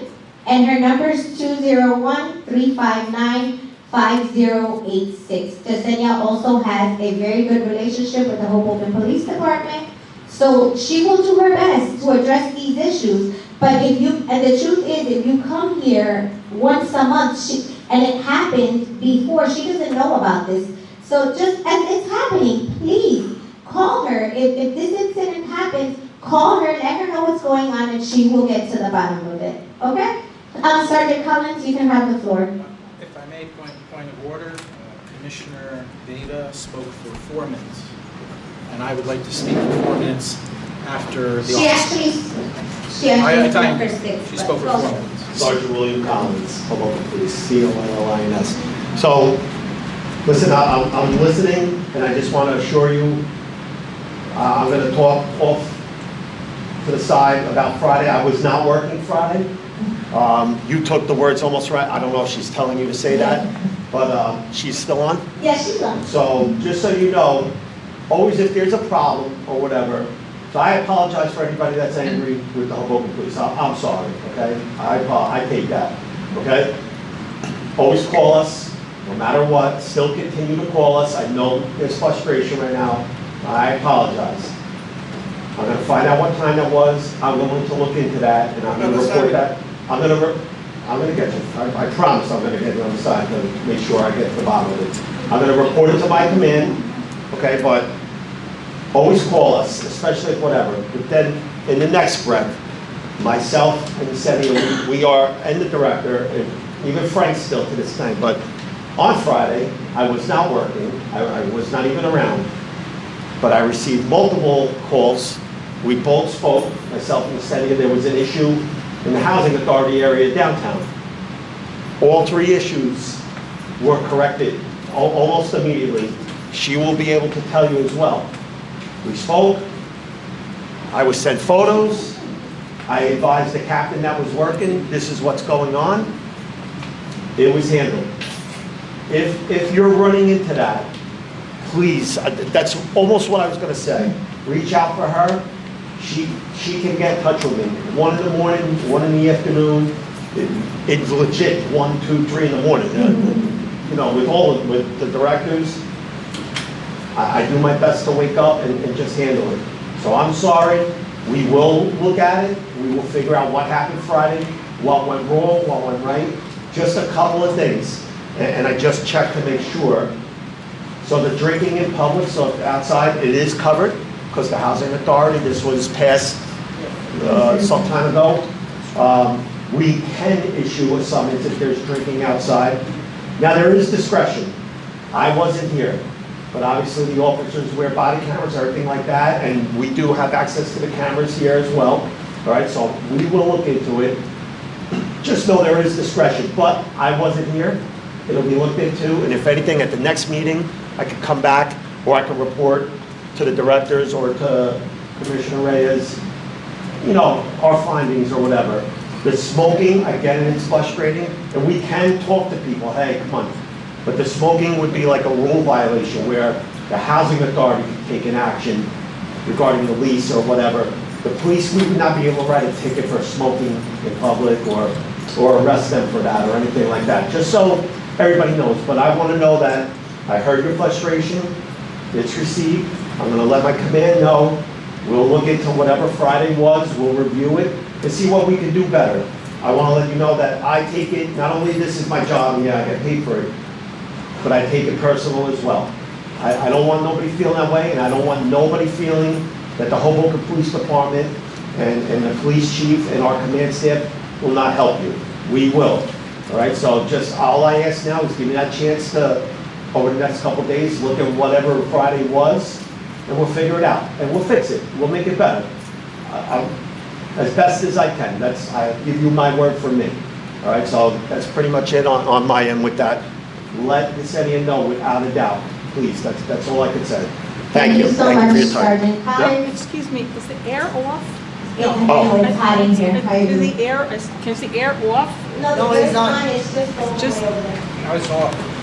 It sounds like it's not working. It was off. It's on now. Oh, sorry.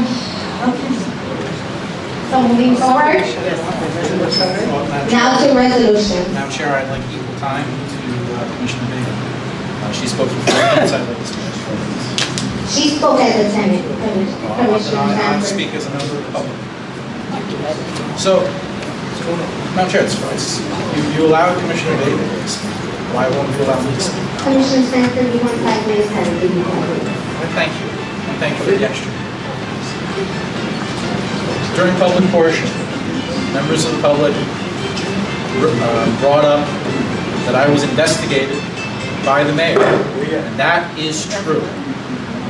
What is also true is that I was completely exonerated from that investigation. This board maligned my reputation, tried to discredit me, and you failed. Director Recco and members of the staff participated in that hearing. You testified under oath. And I'm here to say that I also testified under oath. There are 3 people who testified. I did, Commissioner Russo / Councilman Russo, and Director Recco.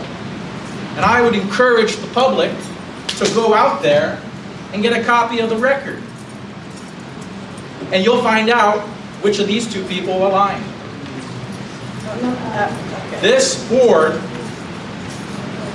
continues to maliciously malign my reputation by bringing up this investigation and not exonerating me, and not mentioning the conclusion of that investigation, which was that all charges weren't even dropped. They were just completely rescinded as if it never happened, but it did happen.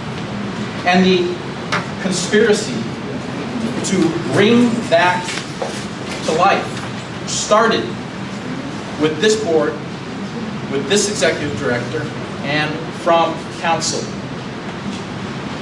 And I need to stress this. I have communicated with council numerous times to understand the level of involvement in the evidence that they prepared that was used in that proceeding.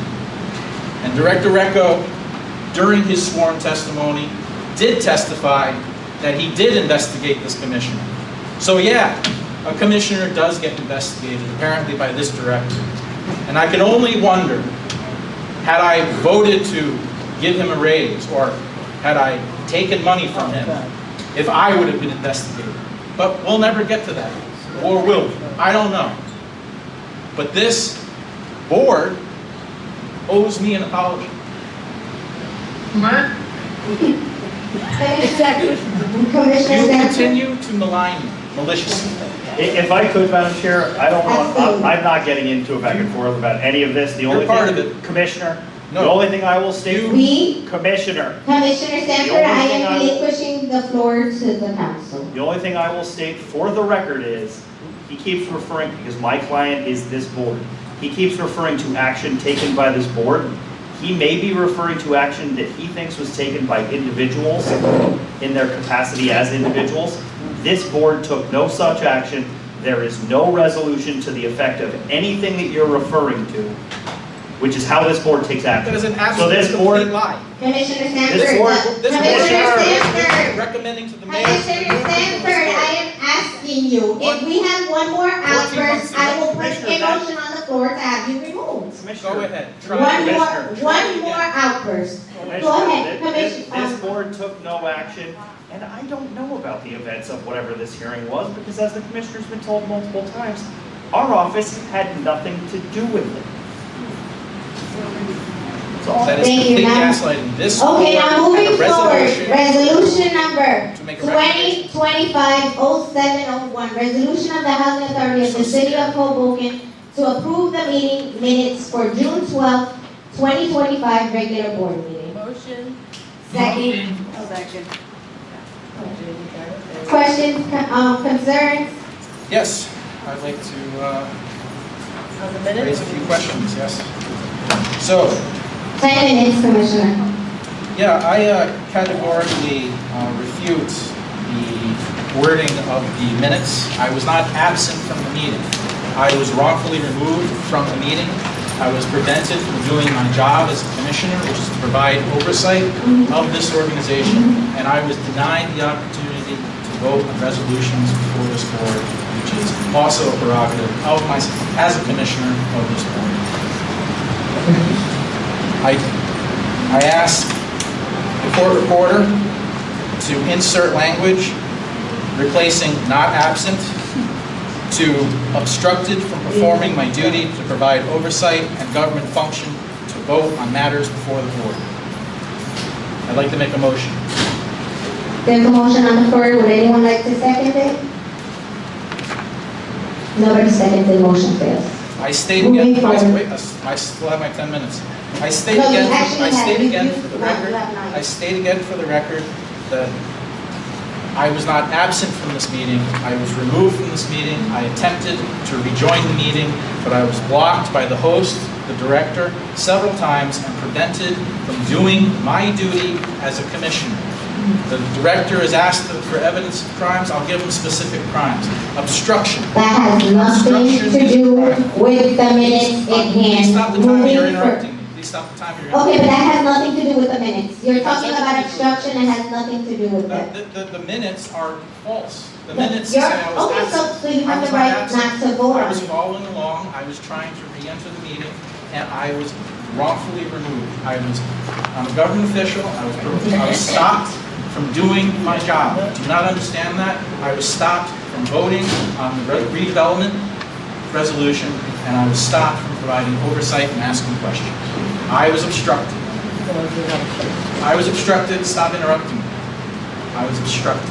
And that is what the public needs to understand, for the public record, that crimes are being committed by this board, and that this commissioner is being prevented from doing his job, which is to provide oversight over this organization.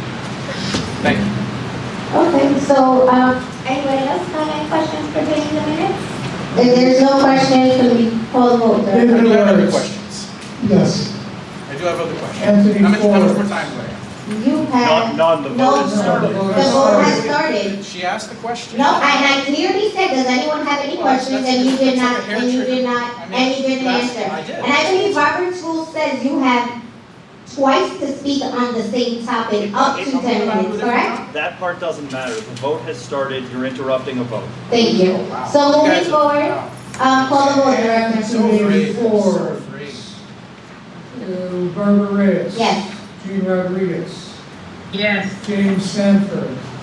No, this record Erica is false. Seitzman. Yes. Carmen Vega. Yes. Resolution number 2025-0702, resolution authorizing the payment of the monthly list of bills for the Hoboken Housing Authority. Motion. Second. I have questions. Questions, concerns? I have questions. Hmm? I'm waiting for you to recognize me. Commissioner Sanford? Thank you. So, once again, for the list of bills, I have repeatedly requested the invoices and detailed billing for our attorneys. I still have not been provided the invoices for the Fitzpatrick law firm. These, and I would like these bills.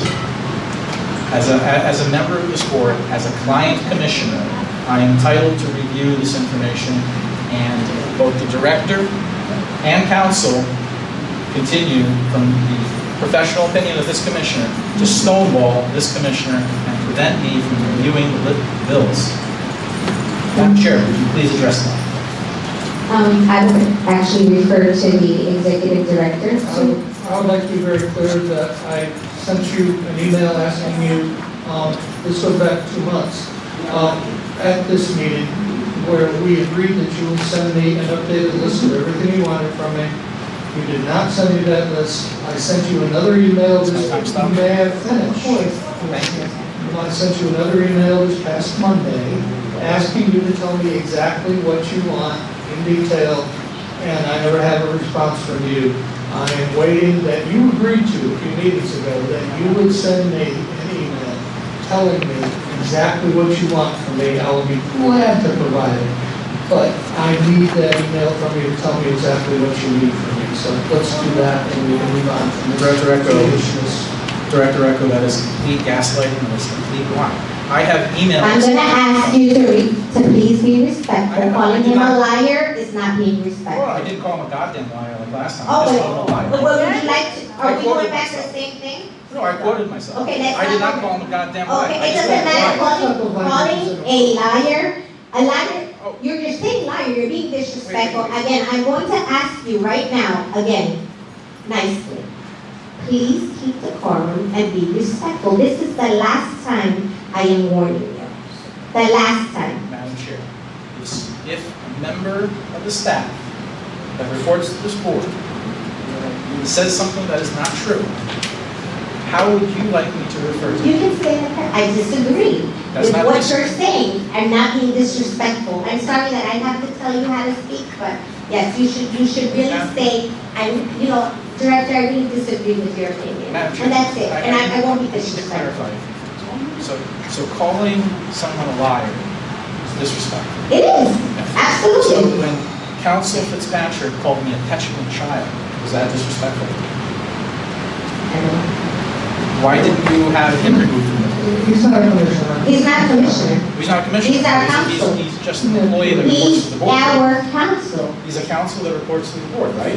Okay, but if I recall that meeting, you were just as disrespectful to our council, and you have been, and you have been. And you have been, and besides, we set these rules at our last meeting, correct? Am I right, commissioners? We set these rules at our last meeting, and moving forward, and I stated at the last meeting that moving forward, this is how the meeting would run. Madam Chair, would you like me to provide some guidance on this Can you issue? please? We're I would having a love to. discussion. I'm asking about. From Robert's Rules of Order, 43:21, refraining from attacking a member's motives. When a question is pending, which means there's an issue on the floor, a member can condemn the nature of or likely consequences of the proposed measure in strong terms, but he must avoid personalities, and under no circumstances can he attack or question the motives of another member. The measure, not the member, is the subject of the debate. If a member disagrees with a statement by another in regard to an event that both witnessed, he cannot state in debate that the other's statement, quote, is false, end quote. But he might say, quote, I believe there is strong evidence that the member is mistaken, end quote.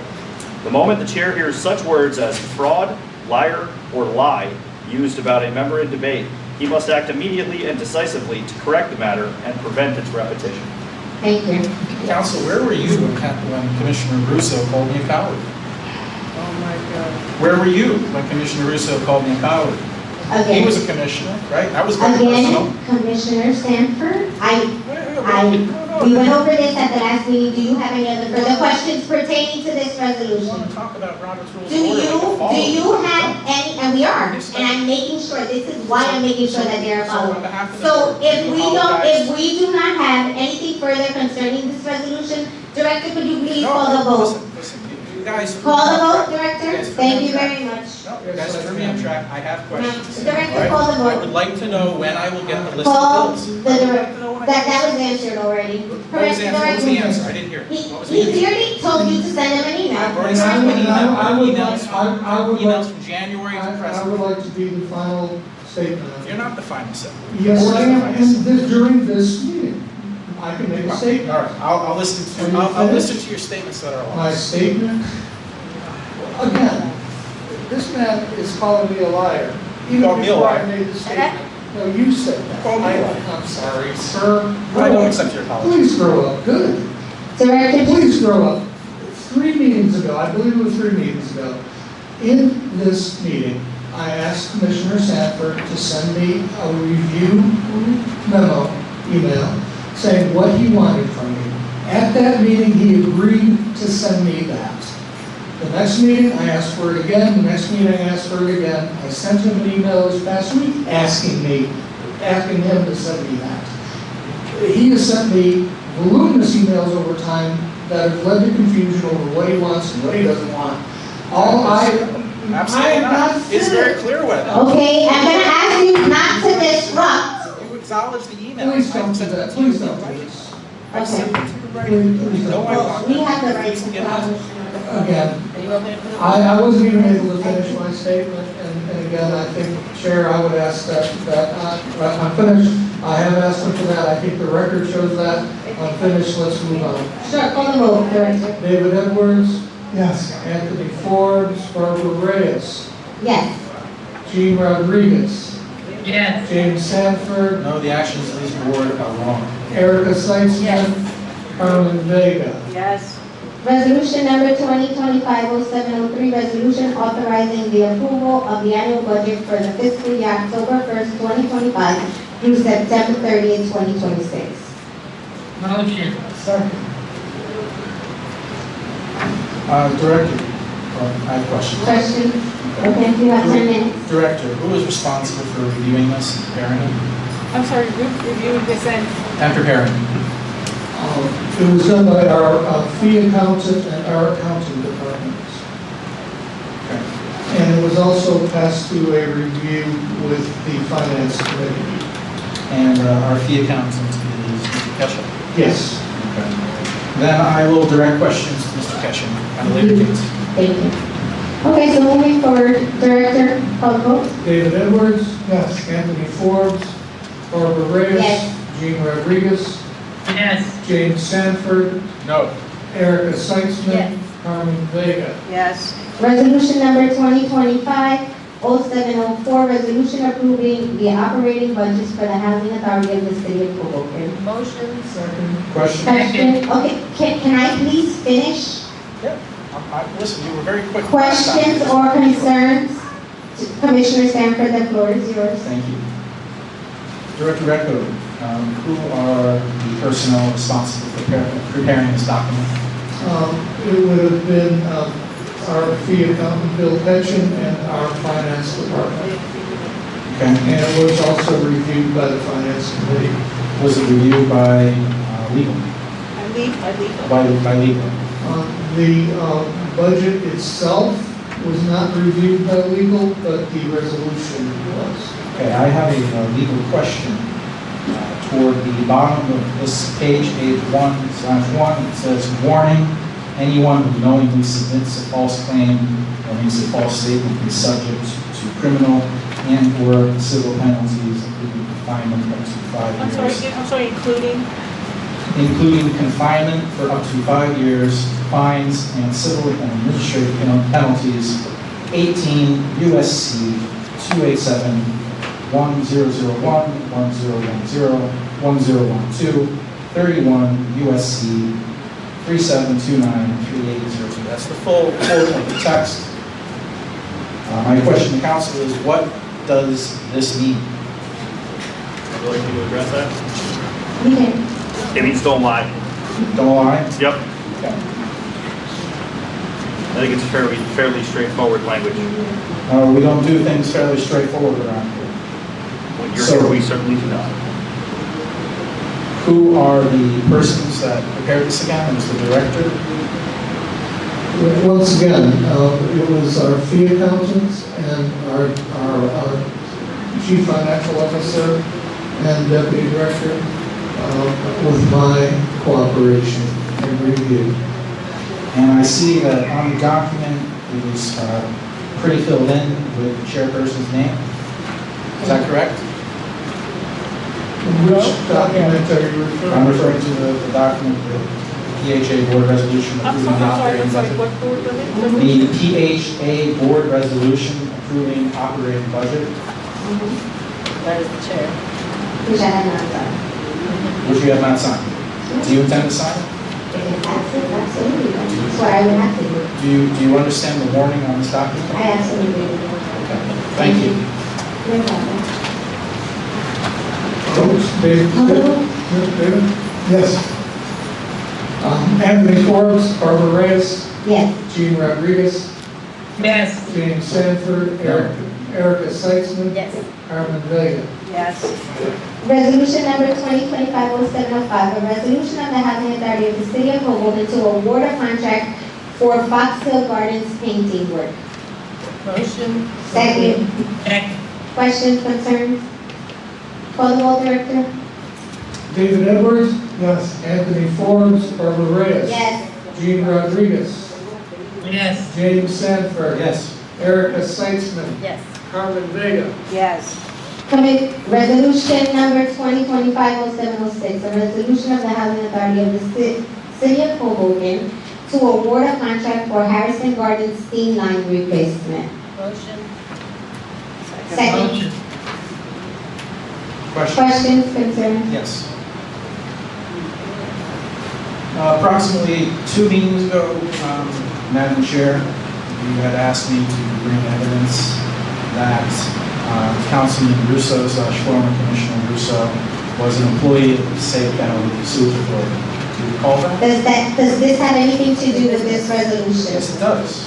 The resolution, as I understand it, includes in the second paragraph, whereas by resolution number 2025-0505, dated May 8, 2025, the Board of Commissioners with authority authorized by the Executive Director to enter an agreement for the participation of the authority in the Cooperative Purchasing Program. I'm sorry, I'm just having a little problem yeah. hearing you. Okay. It's okay. Where would you like me to return? Be authorized by the executive director to enter authorize the executive director to enter an agreement for the participation of the authority in the cooperative purchasing program known as the North Jersey Wastewater Cooperative Pricing System, in parentheses, NJWCPS, end parentheses, administered by the Passaic Valley Sewerage Commission, parentheses, PVSC. And then it continues on to the next paragraph. Okay. So that is so it is relevant. Okay, so if it's relevant, council, can you please, let us know, like, advise us how this would affect this resolution? Because it's my understanding that Councilman Russo is no longer a commissioner. Nor did he vote on this. Exactly. So Yeah, I mean, all I heard was a question if you recalled something from 2 months ago. yeah, he actually said What I'm that, saying is, I'm not sure that there's anything at this point for me to opine on. The question was, do you recall something from 2 months ago? I don't. Okay. Well, you did. The record does reflect that, and the relevance of even though Commissioner Russo is no longer on the board, his shadow is quite long. Now, I'm concerned that Commissioner Russo was very involved with the development of this cooperative pricing agreement through the Passaic Valley Sewerage Commission. And according to his financial disclosure form, he is an employee of the Sewerage Commission. And I would motion that this board should take a little more time to look into this before approving it. So I would make a motion to table the resolution. There's a motion on the floor. Would anyone like to second it? No one would like to second it. Motion fails. Moving forward. Madam Chair, I just asked her. Go ahead. I believe, Excuse me, can we quiet, wait a second, Erica, we gotta be quiet in the back, we're working up here. Go ahead. I believe Emma gave an example of this and the process of this at the same meeting. I mean, I don't want to speak for him. If you want to ask him to do that. Well, that's something that the executive director. I wouldn't mind giving a comment here as well, if I can Absolutely. if I can actually get through the entire comment. Sure. The way this works is the Passaic Valley Sewerage Commission does not make a penny off of this. This doesn't give them anything. This process that's approved and used by many governmental organizations is that at some point, the Passaic Valley Sewerage Commission, through their wastewater cooperative pricing system, bid out this work in accordance with our guidelines. These work items were bid out fairly squarely, and the contractor here, DMR Services, came in with the lowest and best bid for those services. That's all this is us being able to say, this other governmental group bid this out, we are comfortable with their spec, we are comfortable with their bidding process, so we don't have to go out and bid and spend all that money. We're comfortable with the price. Again, the Passaic Valley Sewerage Commission doesn't make a penny off of this. Thank you. Thank you. And as a member of this board, I have repeatedly, consistently for years voted no on these types of cooperative pricing schemes, because what it does is to circumvent the bid process and make it harder to detect potential fraud. We are not, because the this Hoboken Housing Authority has no involvement, we're just trusting this, outsourcing this process to other people that we have no authority with, no connection to. Who was the person at DMR Services that... Is it DMR? DMR Services LLC. Who was the person at DMR Services LLC that made this bid?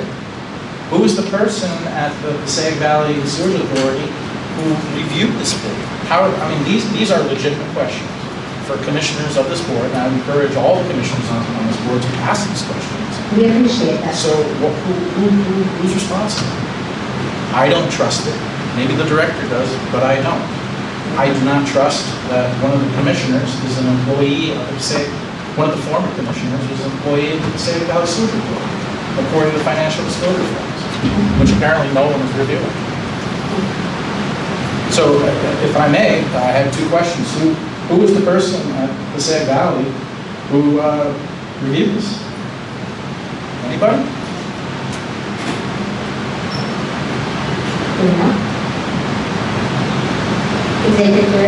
Yeah, I don't know their administrative structure to say that I would know who is the Passaic Valley Sewerage Authority or at wastewater cooperative pricing system actually reviewed it. What I do know is that they are an approved, HUD approved, they are an approved bidding organization, and that certifies that they bid in compliance with HUD guidelines. And other than that, I would not be in a position to say who is your staff member that reviewed this. We rely on those certifications, and they are good certifications. If I could Use correct, this process further, yes. I apologize for interrupting. Just to correct one point, this is under a state procedure as opposed to HUD. So it's, the cooperative is approved by the state of New Jersey. Okay, thank you. And who at the state of New Jersey approved this process? You're welcome to check the records of the Passaic Valley Sewerage Commission. I'm checking now as a member of the board during board business, and I'm asking professionals that report to the board, who approved this? Who approved it at the state? Who approved it at the Passaic Valley? Who approved this? Let me ask you a different question, all right? If you're not going to answer that question. It's been answered. It's been answered. The answer is, check the records of the Passaic Valley Sewerage Commission, which procured this contract under state law. Thank you. So you're just The saying... body that so- actually so you're saying I was should the go lead do it myself? agency. So I should go reach out to them myself? Is that what you're saying? Sure. If you wish. Sure. Then I will reach out to them, and I would ask this board to give me time to reach out to the Passaic Valley Sewerage Authority to better understand this resolution that I am being asked to vote on. You are more than welcome to put the motion on the floor. If it passes, you will gladly do that. Well, now that we've had that discussion, I motion to table this resolution until Commissioner Sanford has had an opportunity to speak with the Passaic Valley Sewerage Authority based on council's advice. It wasn't my advice. It was. You just said go talk to them. Okay, so there's a motion on the floor. Would anyone like to second it? There's no second. The motion fails. Moving forward, Commissioner Sanford. So, different question. If there is a problem with DNR services, then who at the authority do we contact? You would contact me. We are going to enter into a contract with this organization should the board approve this contract. Okay, and who at DMR Services would you contact to communicate any potential issues? Their owner. Their owner. And who is the owner? I don't know. It's not in front of you tonight. Okay. There's a lot we don't know about this resolution. Okay, so moving forward, Commissioner, I'm sorry, Director, could you please call the vote? I will. David Edwards. Yes. Anthony Forbes. Barbara Reyes. Yes. Gene Rodriguez. Yes. James Sanford. No. Erica Seitzman. Carmen Vega. Yes.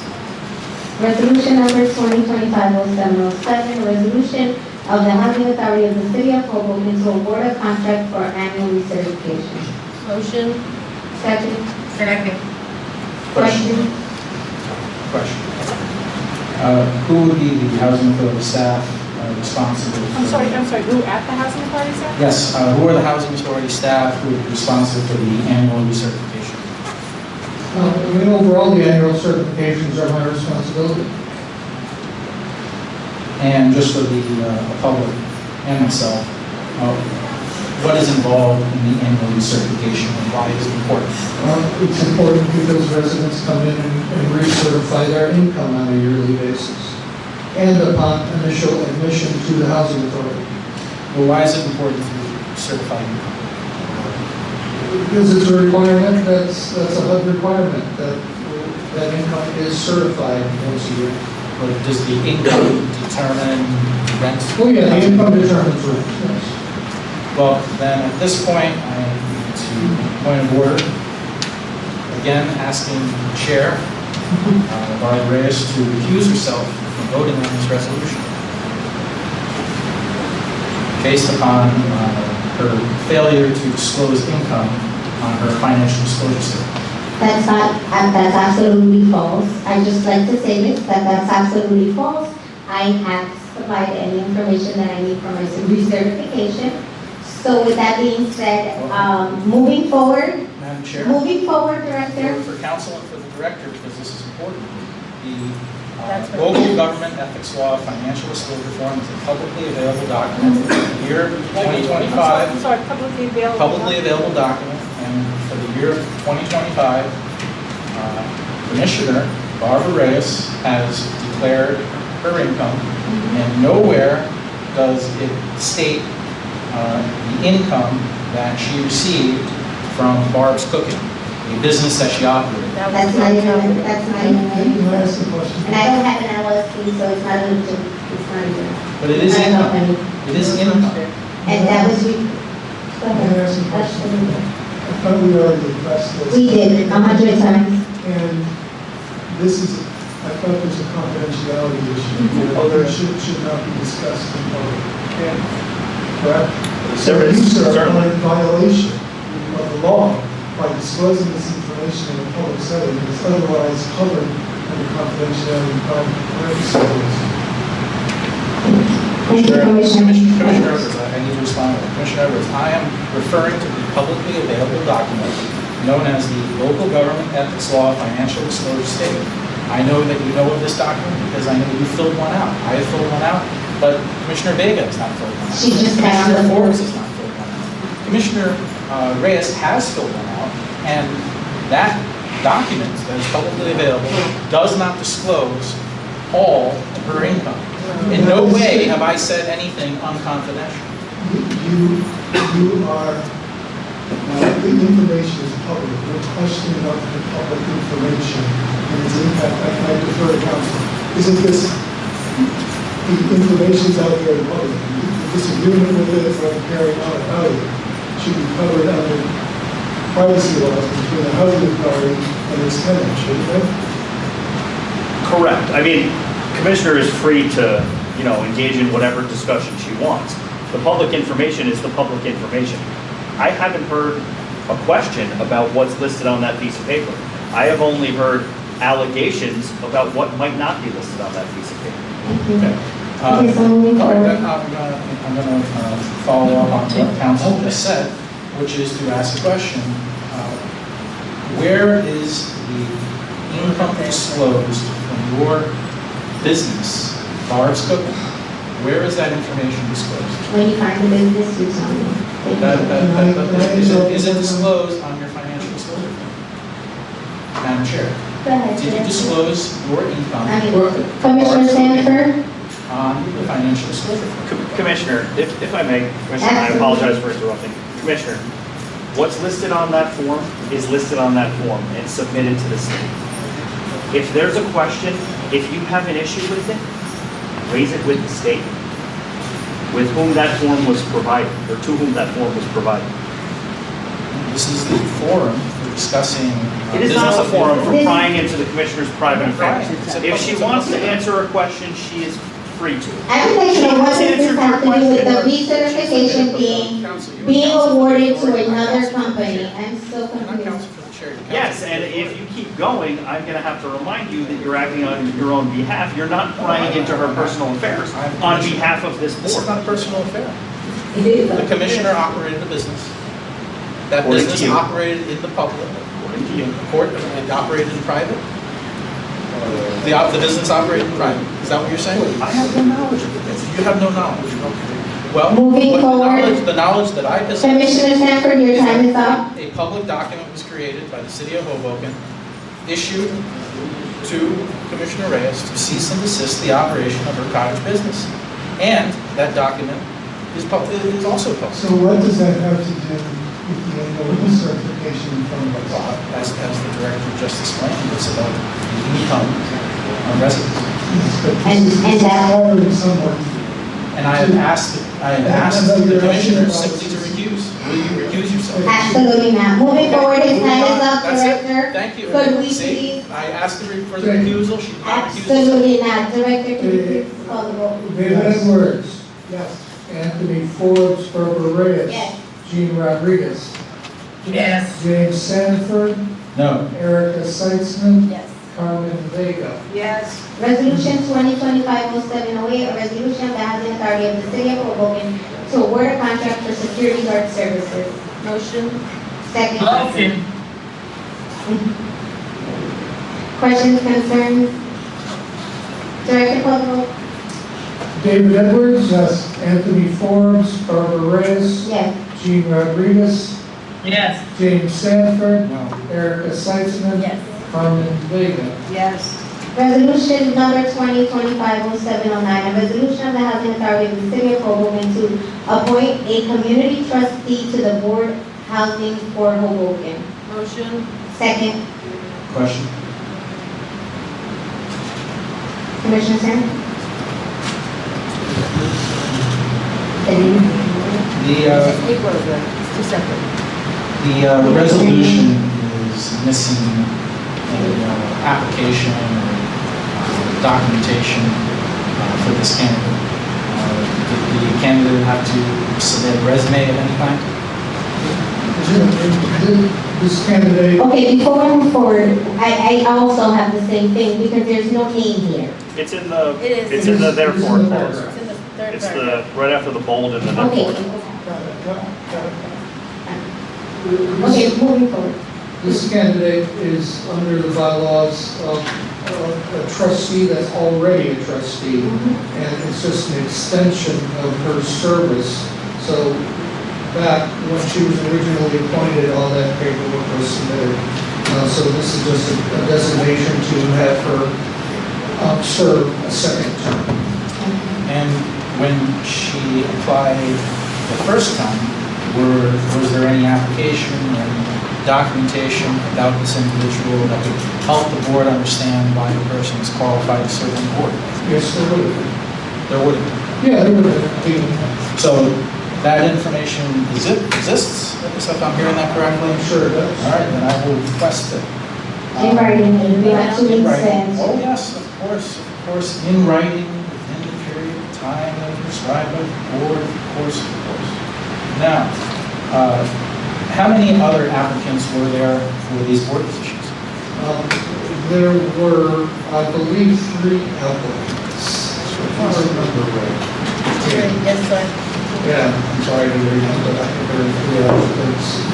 And who were the 3 applicants? They were reviewed by the Housing for Hoboken Board, and Housing for Hoboken trustees made this application. One of the applicants was Councilman Russo, and another applicant was Manuel Solet.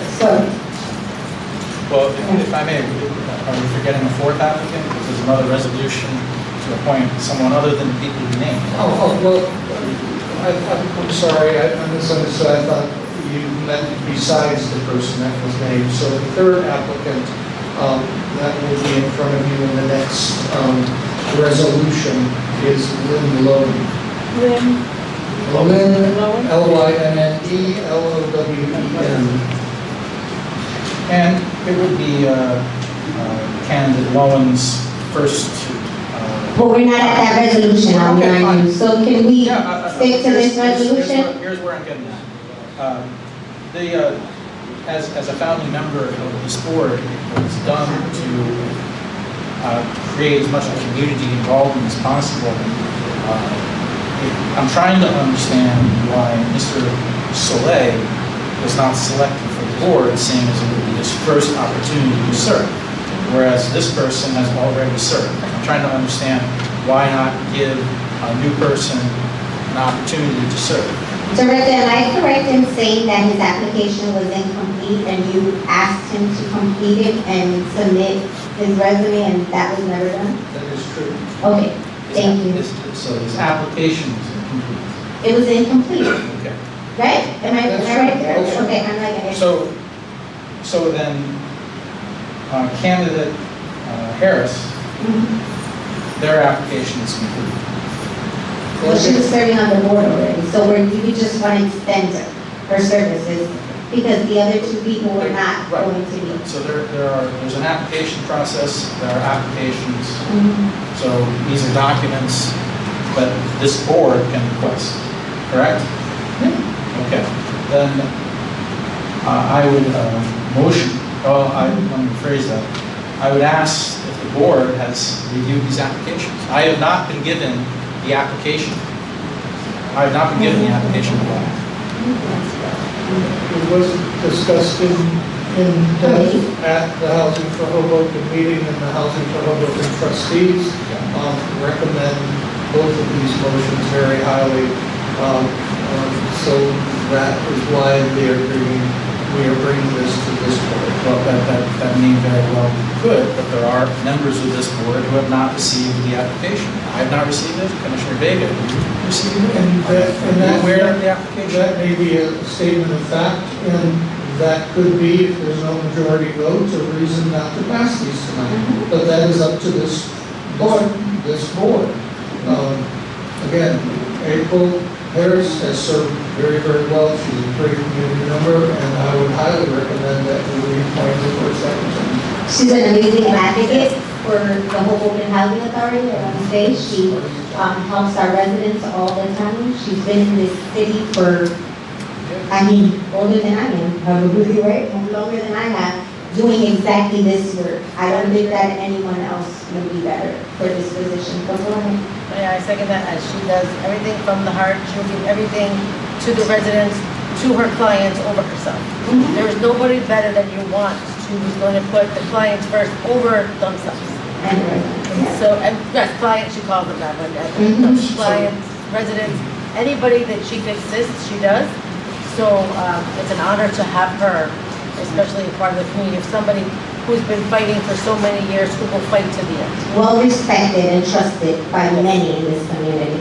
Commissioner Edwards, would you like to I'm sorry, I just echo what? Echoing what's already been said. I've known April for at least 20 years. And I've also worked with her on this board, and she asks me questions. She's an active participant in the meetings.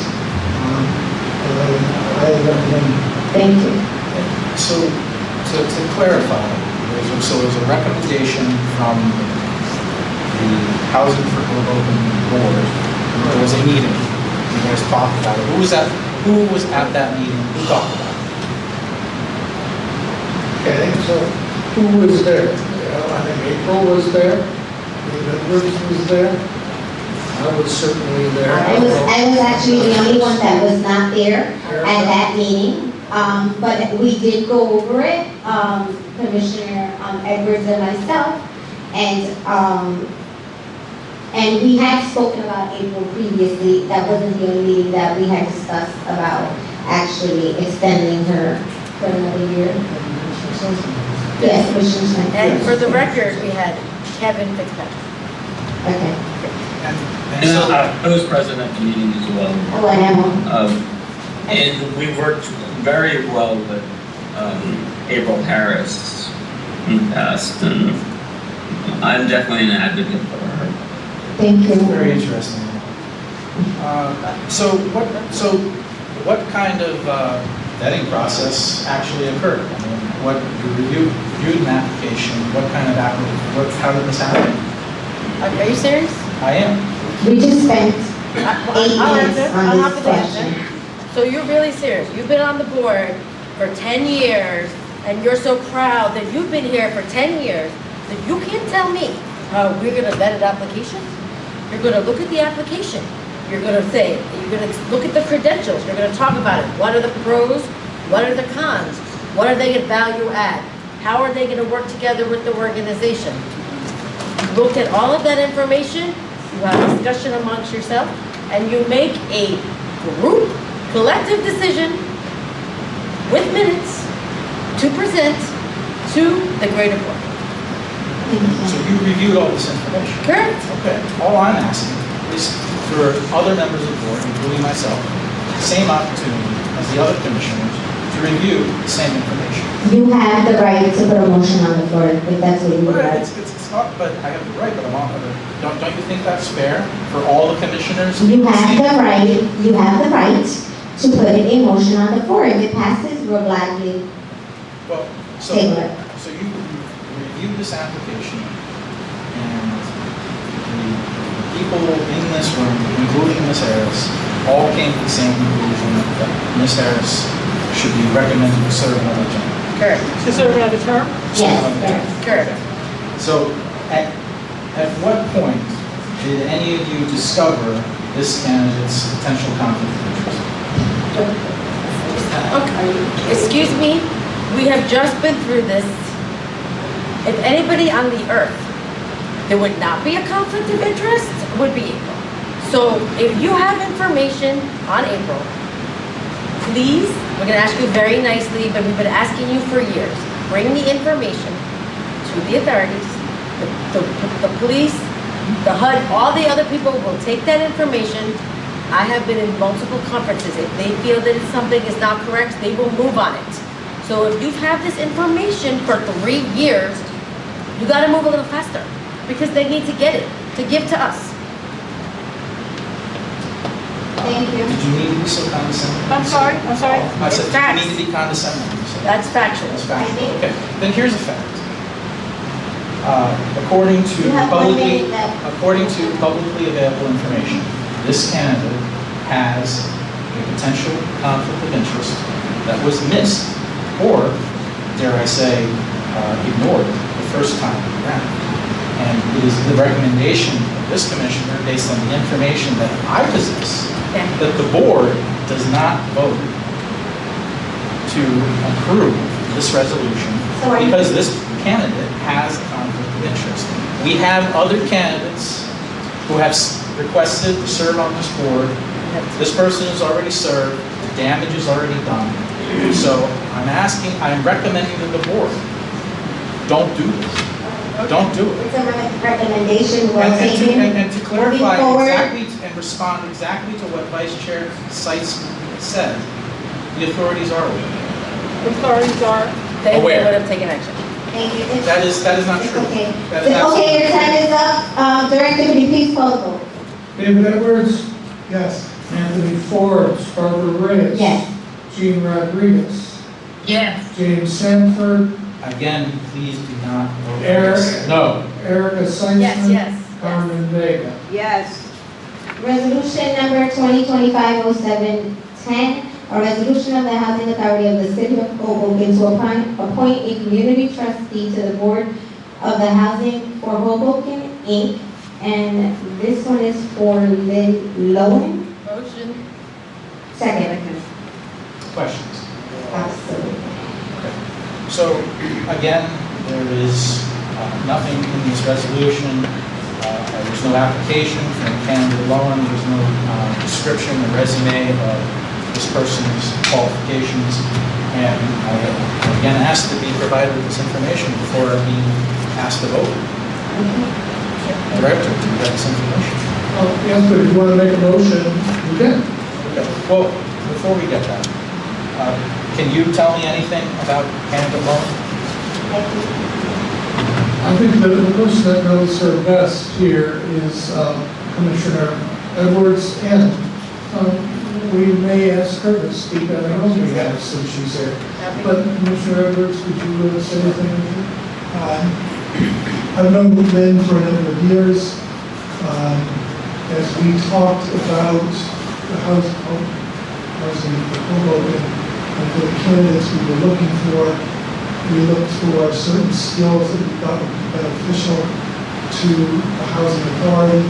Those included finance background, those included real estate development and related real estate background. It included, it was required that she be a resident, the person to be a resident of Hoboken, which she has been for many, many years. It also, we were looking for someone who had experience working with residents of the Hoboken Housing Authority. She has worked for a number of years at the Hoboken Community Center, interacted with numerous residents of the Hoboken Housing Authority. And so, in my mind, she checked just about every box that there was for a candidate that we would be looking for this position. Thank you, Commissioner Edwards. Could you help me to understand what is this candidate's development experience? It's real estate development, and it was, I believe, 24 housing units in Jersey City. And do you know the project, the name of the project?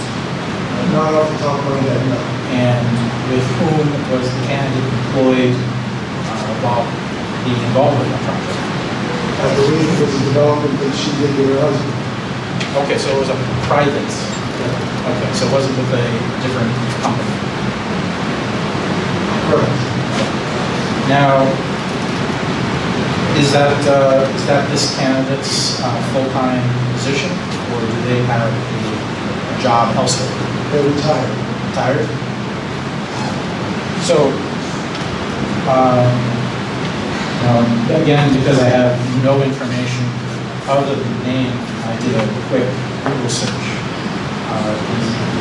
In this Lowen that appears on the NJCU website. She affiliated with She was previously a professor of finance. Professor of finance. Okay. And did she have any administrative role there? And was she a colleague with Commissioner Seitzman? Nope. No? And this person had no involvement with Commissioner Seitzman's position at NJC? Absolutely, because I work in the Music, Dance, and Theater Department, which is at 2039 JFK Boulevard. Lynn, if she did work for the university, would only at that time work at the business school, which is way over in Exchange Place.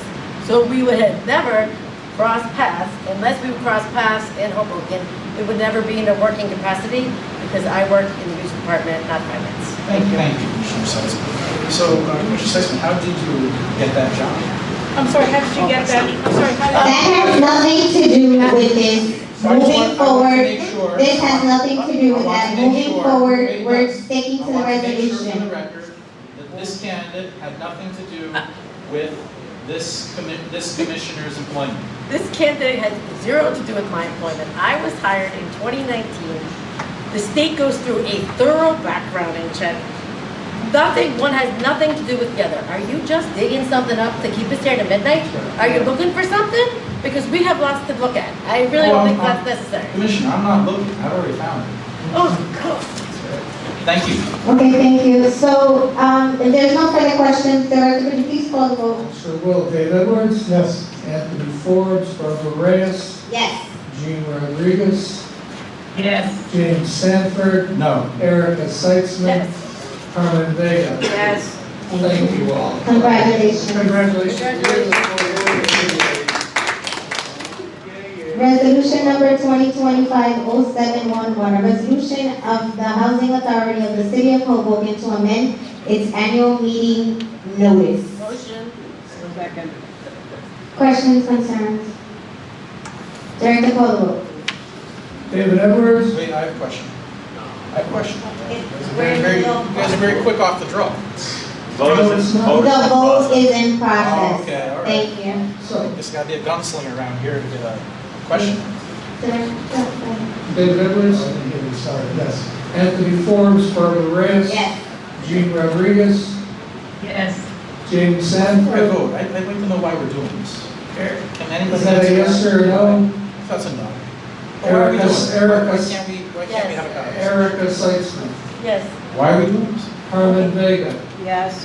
Thank you so much. With that being said, I just want to let everyone know that our next meeting will not be held the second Thursday of August. Instead, it will be held August 21st, so that everyone has the information. The public that's listening is also aware. So again, the next meeting will not be the second week of August. The second Thursday of August, it will then be August 21st. Madam Chair. Motion to Madam Chair, based on what you just said. New business. Are we gonna? Yeah. Well, you said new business, I could ask you about your financial disclosure. No, that's not. That is exactly what you said at the beginning of this meeting. I'm not answering it. Can I have something for new business? Madam Chair, you're Absolutely. breaking your rules. Are we supposed to, Motion for new I'm so business. sorry. Motion for new business. Yeah. Motion for new business? Well, it's on the agenda. It's on the agenda. It's an agenda. Okay. So, Commissioner Seitzman? Yes, thank you, Madam Chair. First, I want to clear the record. Commissioner Reyes followed everything, that the situation was resolved in May of what year, in 2024. Once that's been resolved to a T, so please, that has also been clear. Commissioner Sanford, now I'm gonna ask you very nicely. We invited you to be on the Finance Committee. Why did you not show up? We want your involvement. So if you're gonna come, participate. Come, we don't wanna see you once a month. We wanna see you come, ask questions, not make accusations. Come to the committee meetings. When the director asks you to give you the information, we go through this every month, it will stop. Send the email with the materials that you would want. We'll send you the materials and everything will carry on as per se. So please just follow those requests and we will be able to function better as a board. You will feel more comfortable, you were getting the information. You said you do not want to be on committees. You said this year you wanted to come back. We invited you back. Please come back. Thank you. Thank you. Madam Chair, the Commissioner asked any question, and I'd like to advise you. Is that okay? Am I following the rules? Thank you. So, the Commissioner asked why, and I would like to answer that. I would like to gauge. I'm having a problem hearing what the Commissioner asked why, and I'd like to gauge the sincerity of that and say that I would volunteer to serve on the redevelopment committee, not the finance committee. Okay, well, unfortunately, that was not the case. Will you allow me to serve? Absolutely not. All assignments have been assigned. They are what they are for this year, and we will move forward. Well, Thank you. so you asked me to participate and communicate And where I'd like to participate. And I understand that, but the assignments have already been assigned, and you were given your assignment. If that's not the assignment you would like, that's perfectly fine. It's your prerogative. You do not want to serve on that committee. Now we can move forward. It's not a question of wanting to serve. I refuse to serve. Okay. Because and I'm going to answer why. I will not participate in the criminal activity that is ongoing at this authority. And you cannot compel me by appointing me to this board or that, or this committee or that committee to do anything that is against my conscience. I will not serve on any committee and provide cover to the people in this organization that are actively circumventing HUD and committing a fraud against this house. Okay, thank you so much. That's the why. Well taken. That's the why. Thank you for your Well feedback. taken. Moving forward. Motion to close public for new business. Madam Chair, your financial disclosure form said that I talked about. I'm not actually answering any of your questions. So if there's not anything further, Is that your there's right a to motion consent? on the floor to Madam Chair, but you said close new business. Would anybody like to second it? See, this is what happens. You say Director, business, could you but please? then you don't. I talk said about it could be. It could have been addressed in new business. I choose not to react to it, or I choose not I to still speak have the about it. opportunity to ask the questions, right? You can choose not to answer, but I'm. I said motion to close new business, and it has a first and a second. Could you please You're trying to call the say new business to get me to stop doing something, but then you never do it. That's the shtick. All right? No, That's wait a the second. tactic. That's not the still. You're purposely going after her for something that we covered. We have it on record. It covered up, yes. No, You covered it up. We did Thank not, you. excuse me, we did not cover it up. It is public knowledge. We went through a thorough investigation. You're talking about macaroni. We went through this 100 times. So if, and I'm talking about Barb's cooking. I don't know if she cooked macaroni. whatever, we've been through this 100 times. I understand that you're frustrated. What else is Barb's cooking? Excuse me, I'm speaking. Oh, good. I understand that you're frustrated. We are looking for hard facts, not allegations. I am not looking for an allegation. I am looking for a hard fact, because you come here month after month after month and accuse everybody of doing things when you don't even come and participate and help the residents. I haven't accused Carmen of anything. She just got you. Okay, whatever. So we understand your frustration. If you have evidence, bring it on. So you Bring it on. You say you understand my frustration, so you acknowledge that you are frustrated That you were obstructing questions. Excuse and me, investigation we into are- It has nothing to do with it. I have a motion and a second, and the vote should be called. What does this have to do with authority? It has everything Nothing. to do, it has everything to do with So the let the integrity of the clerk business. The chairperson It has everything has to do with asked the me integrity of the to board. take the vote. Well, so we don't take a motion in a second to close public portion. It would be a motion to close the meeting. Okay, so a motion to close the meeting, all in favor? I thought we're still in new business. No, no, no. Have a good night.